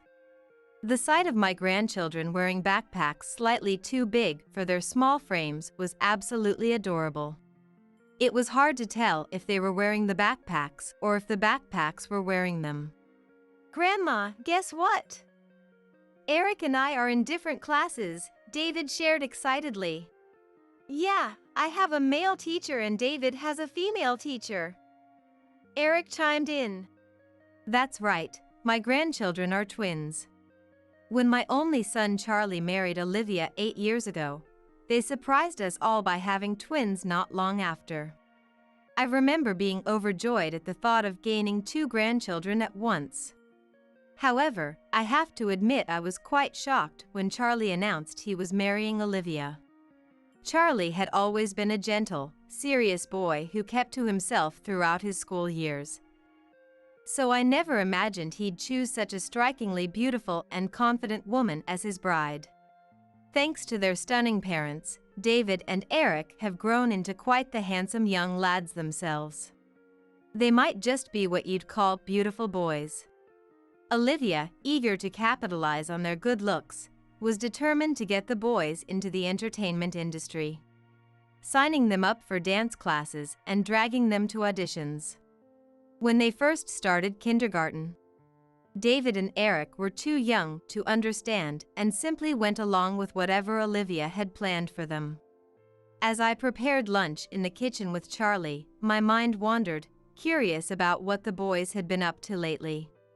While Olivia stepped out to the car to grab something she forgot, Charlie leaned in and whispered, "Mom, there's something I need to tell you." It seemed to be about David and Eric. Right after they started elementary school, they started rebelling, saying they didn't want to dance anymore and hated the idea of being on TV. For a while there, things were pretty rocky between them and Olivia. Apparently, as they developed stronger senses of self in elementary school, they made their feelings clear to Charlie and Olivia. It seems they take after Charlie, both shy and uncomfortable with being in the spotlight. Olivia tried her best to keep them going, but in the end, we decided to let them quit for their own well-being. It almost caused some serious tension between us, to be honest. Things are okay now, though. Charlie confided in me quietly, not wanting Olivia or the kids to overhear. I had been worrying about how they were doing lately but hadn't found the right moment to ask. I'm glad Charlie opened up to me. It sounds like the boys are focusing on adjusting to their new school life now. We all gathered around the dining table as David and Eric regaled us with tales of their school adventures. I had been concerned, knowing how reserved they can be, but I was relieved to see they seemed to be enjoying school. After a lively meal and conversation, my heart swelled with happiness as I watched them head home with bright smiles on their faces. A few months later, my son's family of 4 came to visit again. So David, Eric, what new things have you boys been up to lately? I inquired. I learned how to make my drawings move on the computer, David proclaimed proudly. And I'm in the middle of learning the C programming language, Eric added. I'm sorry, I asked you to explain it to me, but it went right over my head. But it sounds like you're learning some incredible things. These days, both boys are far more passionate about computers than sports. I know next to nothing about computers myself. But from what Charlie has told me, there's no doubt that David and Eric's computer skills are leagues ahead of other kids their age. Charlie and I both believe the twins have a real talent for computers and have high hopes for their future in the field. Charlie has even been looking into programming classes in the area for them. I don't get why they're so into those boring computers. They'd be way more likely to get famous and make money if they got on TV instead, Olivia grumbled, clearly not thrilled with their budding interest in technology. Perhaps she still hasn't given up on her dreams of turning them into child stars. What's the harm in letting the kids do what they love? Charlie said, trying to calm Olivia down. I nodded in agreement, thinking to myself, there's nothing that would make me happier than seeing my grandchildren thriving and doing what they enjoy. As time passed, David and Eric entered the 6th grade. They were still as passionate about computers as ever. And apparently they had even completed and graduated from a programming class a few years prior. Lately, it seems Charlie has been away on business trips frequently, often leaving the house empty. As a result, when Olivia's work schedule leaves the kids alone, David and Eric often come over to my house to hang out. Dad's never home these days, so we can't go out and do anything fun, Eric complained. Yeah, he promised we'd go camping next holiday, but who knows if he'll actually follow through, David added with a sigh. Your dad must be really busy with work. I'm sure he's doing his best and holding back his desire to spend time with you boys, so we should cheer him on, I encouraged them. David and Eric seemed a bit dissatisfied with the lack of quality time with Charlie due to his hectic work schedule. A while back, Charlie had excitedly shared with me that he'd been put in charge of a major project that could make or break the company. That project must have finally kicked into high gear, and he's been working hard alongside his team. Come to think of it, I've started watching them overnight quite often recently, not just during the day. At first, I was more than happy to help out, thinking it would give Olivia a much-needed breather since she's practically raising the kids on her own while juggling work. However, it seems that every time Charlie goes on a business trip, she ends up staying out overnight. While I absolutely adore spending time with my grandchildren, it feels like it's been happening a lot more frequently. Since they're in 6th grade now, I figured they wouldn't need too much hands-on care, but perhaps Olivia is finding it overwhelming. Zoe, sorry to bother you again. I'll be leaving them in your care today. Olivia called out breezily as she dashed off. David and Eric would be staying over again tonight. Oh no, I forgot my cold medicine. David suddenly remembered. Oh dear, you've caught a cold? That's not good.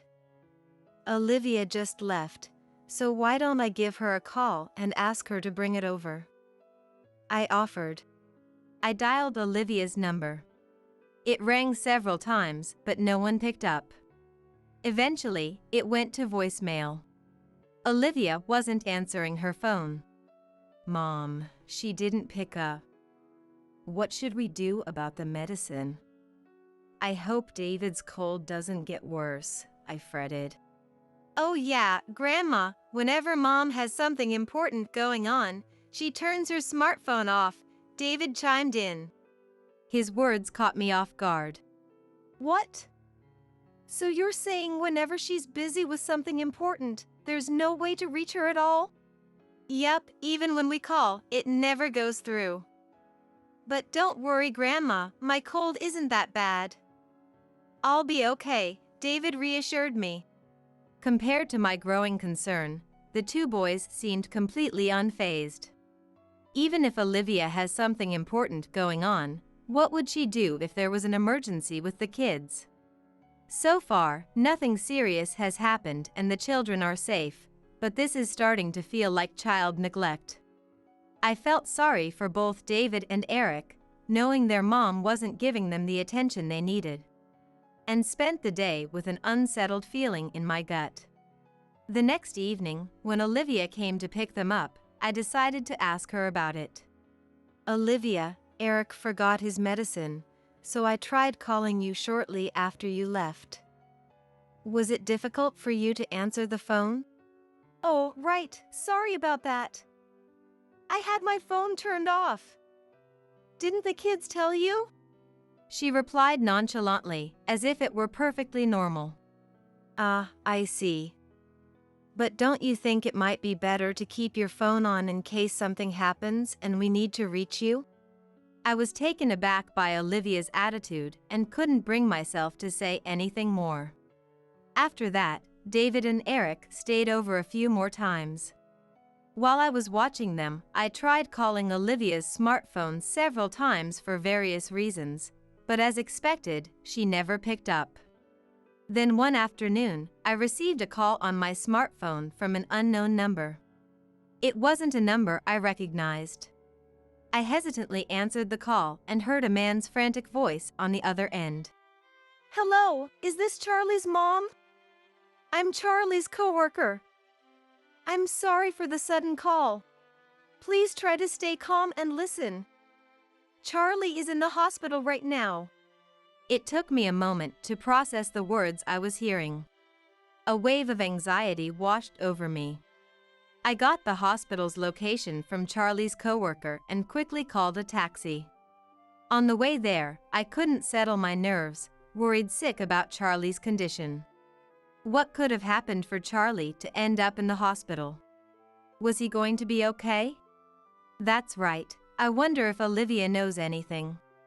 I decided to try giving her a call first. Despite my desperate wish for her to pick up, The phone just kept ringing and ringing. Once again, she didn't answer. What on earth was she doing that she couldn't be reached even at a time like this? I called over and over, praying she would pick up, but the result was always the same. The entire way to the hospital, I kept trying to get in touch with her, but she never answered her phone. When I arrived at the hospital, Charlie's coworker greeted me with tears in his eyes and filled me in on the situation. Apparently, he had suddenly collapsed at work and was rushed to the hospital by ambulance. They gave him the necessary treatment, but his condition was poor and he still hadn't regained consciousness. I tried calling his wife, but no matter how many times I called, she just wouldn't pick up. That's why I contacted you, his mom, instead.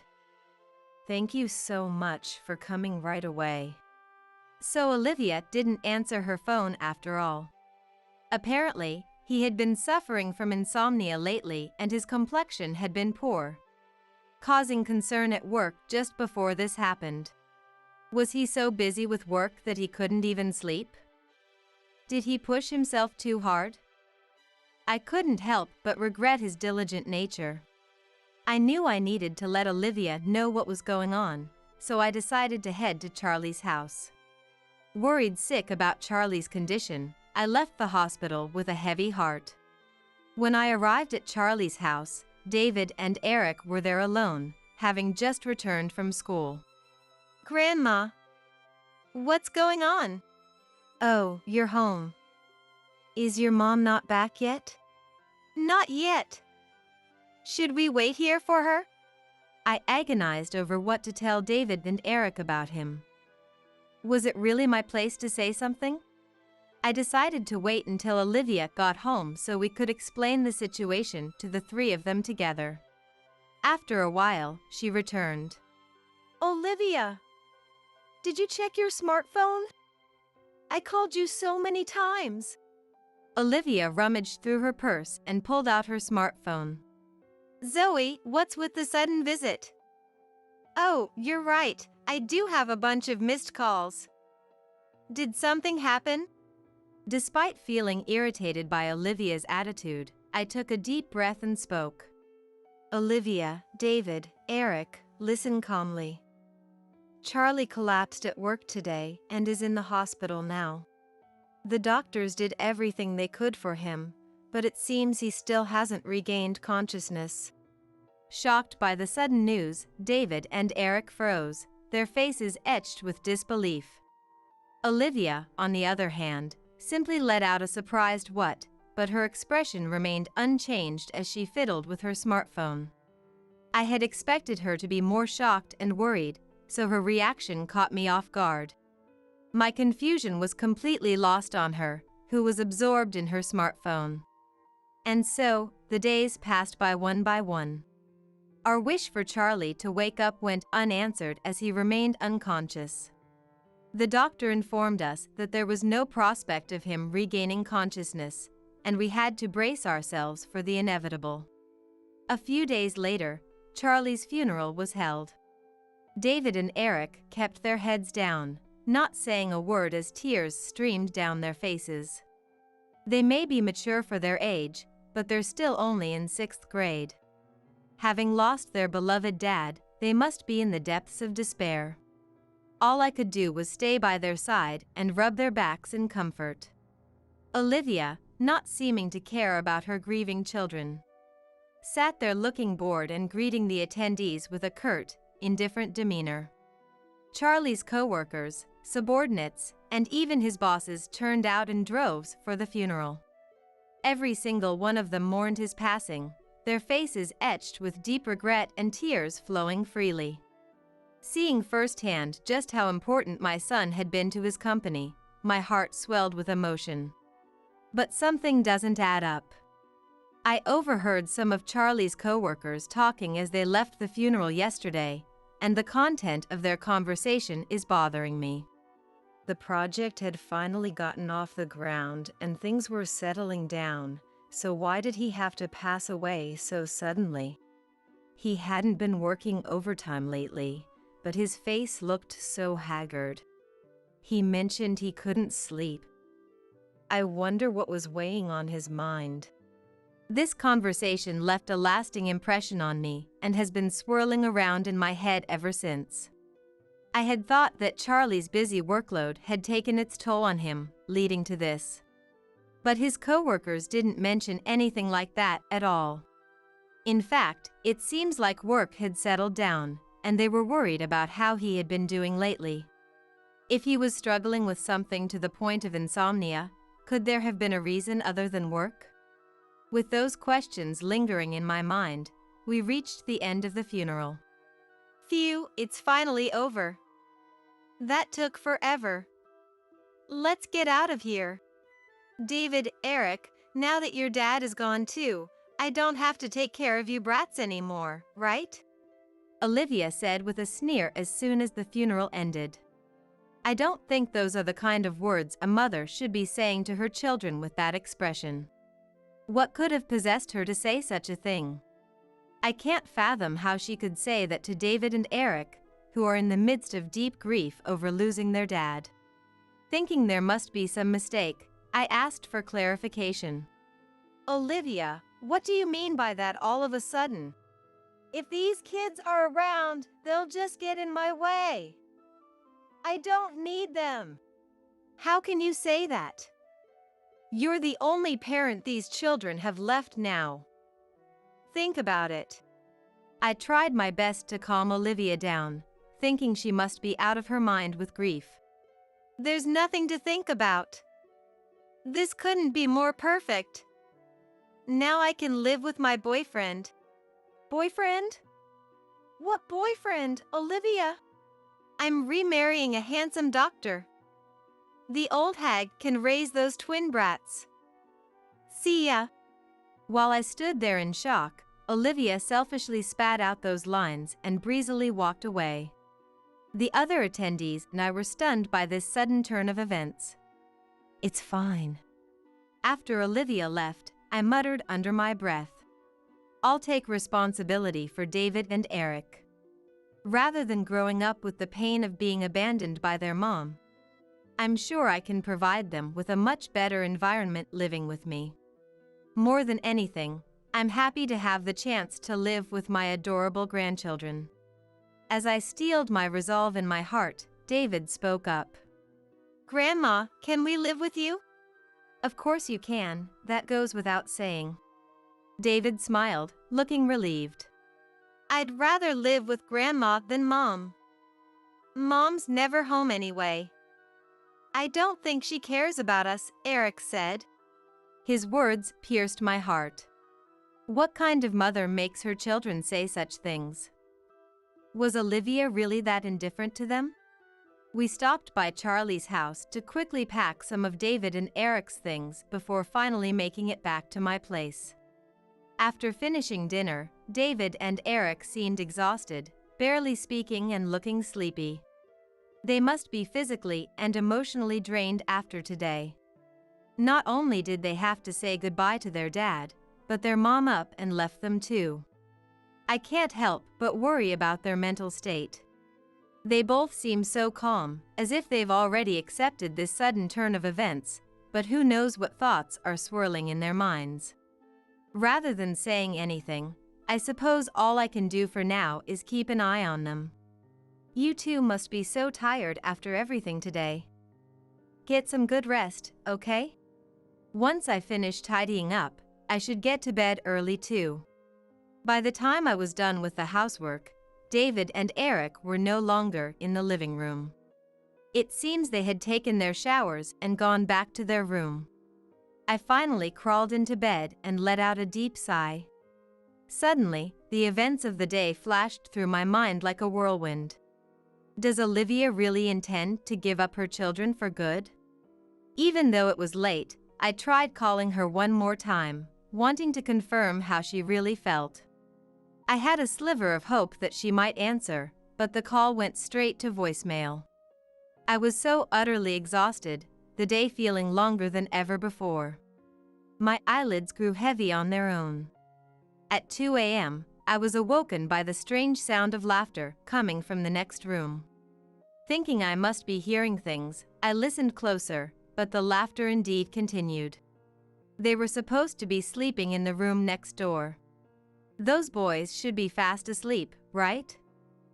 I thought to myself as I quietly crept over to peek into their room just to be sure. When I opened the door, there were two faces illuminated by the pale blue glow of a computer screen in the darkness. David and Eric, who I thought were sleeping, were actually laughing as they looked at the computer.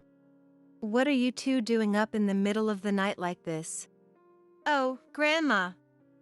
Did we wake you? Sorry about that. Hey, Grandma, come take a look at this.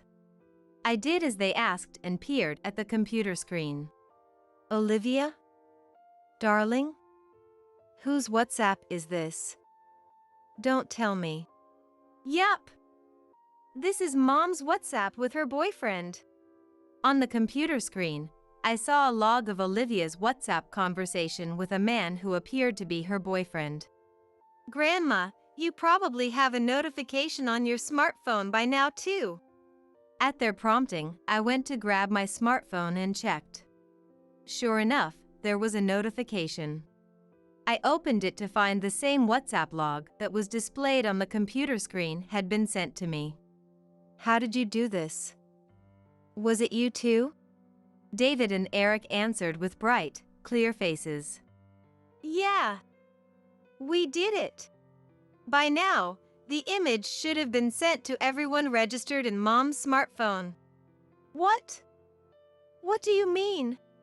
Confused, I asked the two of them to explain the situation. I think it's Mom's fault that Dad collapsed, David said. Apparently, Charlie had grown suspicious of Olivia's increasingly frequent overnight absences lately. David overheard Charlie confronting Olivia, demanding to know where she was and what she was doing. But she completely ignored him and brushed him off. Maybe it's because we're still kids. I'm sure Dad was struggling with something, but he never told us anything. It seems Charlie was agonizing over how to deal with Olivia's frequent absences and her constantly leaving the children with me. Sometimes when I was sleeping next to Dad, I'd wake up because I could hear him making pained noises. Maybe he was feeling so crushed, he couldn't even sleep, Eric shared. Call it a child's intuition, but they had noticed their dad was under a lot of stress and not getting enough sleep. But you know, our uncles and aunts were saying it was because he was so busy with work. It's totally Mom's fault though, David said, looking frustrated. I couldn't say it was Mom's fault at the funeral because no one would believe a kid, but... So after the funeral, I decided to show everyone the evidence by programming Mom's smartphone. They figured even if they tried to tell the adults that their dad had collapsed, no one would believe them. And Olivia would certainly stop them if they tried to speak the truth. I was surprised they would expose her like this, no matter how good they were with computers. The two of them spoke with such bright, clear faces, I couldn't help but be impressed. Still, I wondered how they had managed to manipulate Olivia's smartphone when she was rarely home, so I asked. Mom's really bad at using smartphones and PC devices. That's why we always set things up for her. We memorized all her passwords and stuff then. We happened to see her WhatsApp too, and that's how we figured out who she was always with. When Mom's with that guy she calls darling, she really does turn her smartphone off. So we made it so the information would send when she turned it off. So if the images are being sent now, that means her phone is off. Look, all the evidence we prepared is being sent. I checked the notifications on my own smartphone. The brats are going to the old hag's house, so I'll be with Darling today and tomorrow. Darling is so handsome and talented, but my husband, he works so hard all the time but barely makes any money. There's no comparison. Maybe I should frame my husband for cheating so I can divorce him and get a big payout in the settlement. There were so many unbelievable messages. As I opened the notifications, I even saw some about David and Eric. I thought they'd be able to make money since I gave birth to such handsome boys. But neither of them wants to enter the entertainment industry, and they don't have the guts to stick with it. Unbelievable. I paid so much money for their dance lessons and auditions, such a waste. Those kids are nothing but a disappointment. What a mother she is. She forced her own selfish desires on her children and then calls them a disappointment. I really feel for these poor kids. I had always sensed that Olivia was a woman who spoke her mind, but I never imagined she would badmouth others with such a foul mouth. I thought she was just being rude at the funeral because emotions were running high, but is this her true nature? I wonder if Charlie knew this was the kind of person she was, or if he had been deceived. Discovering Olivia's true colors was a huge shock to me. In stark contrast to my shock, David and Eric seemed to have rather refreshed expressions on their faces. I bet our relatives and Mom's friends are all freaking out right about now. A few days later, I received a call from Olivia's mom. I can't even begin to apologize for my daughter's actions. I don't know how to make amends. She kept apologizing profusely, sounding incredibly remorseful. Since what's done is done and can't be undone, I accepted her apology and asked how Olivia was doing. According to her mom, ever since the exposé, her relatives and friends had cut ties with her. As a result, she had no idea where Olivia was or what she was doing now. I guess that's to be expected. I thought to myself, unsurprised. To be honest, there were days when I worried if I had made the right choice by suddenly taking in David and Eric. But I was relieved that we had cut ties with Olivia early on, before she could derail these children's lives any further. I truly believe they'll be able to live much happier lives without Olivia's influence. And apparently, even the man she was cheating with, who she was so keen on remarrying, saw her true colors and dumped her. But that wasn't all. This time, with the evidence of her infidelity spreading even to her friends, one of them decided to track down and investigate the man she was cheating with. As it turns out, he had a bad reputation with women and was dating a bunch of them. She was just one of many. Moreover, his claim of being a doctor was a lie. He was actually just a regular employee at a small company. It seems he's in big trouble now that people around him have caught wind of his numerous misdeeds. Sometime later, I received a call from Charlie's company. They informed me that they would be treating Charlie's death as a work-related accident, so we would be receiving compensation. I knew that his death wasn't the company's fault. So I felt terribly guilty about it being recognized as a work-related accident and receiving compensation. I couldn't just keep quiet and accept the money, so I went to see Charlie's boss. I'm so sorry for all the trouble my son has caused. The truth is, he didn't collapse because of work. It was due to the stress from his wife. I explained, detailing everything that had happened. Charlie's boss looked shocked as he finished listening to my story. But his expression quickly turned serious again. No, regardless of the reason, we want you to accept the compensation. Please think of it as our final way of recognizing Charlie's contributions, he said. He had apparently brought the project to the verge of completion, and thanks to his efforts, it had been a huge success.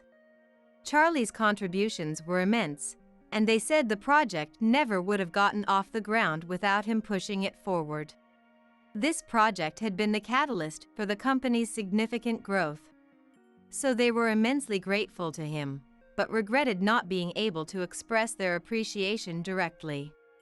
I was so happy to hear them hold him in such high regard.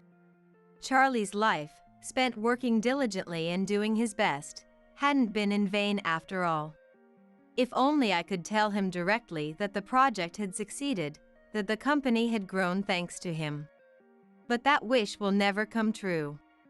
Hoping that he would be rewarded even a little in heaven, I decided to accept the compensation money. The amount was more than enough to cover David and Eric's future educational expenses. Just as Charlie had said when he was alive, I want the two of them to grow up doing what they love, without any restraints. Someday, they'll both have dreams of their own. I don't want them to give up on their dreams just because they're living with me and don't have their parents around.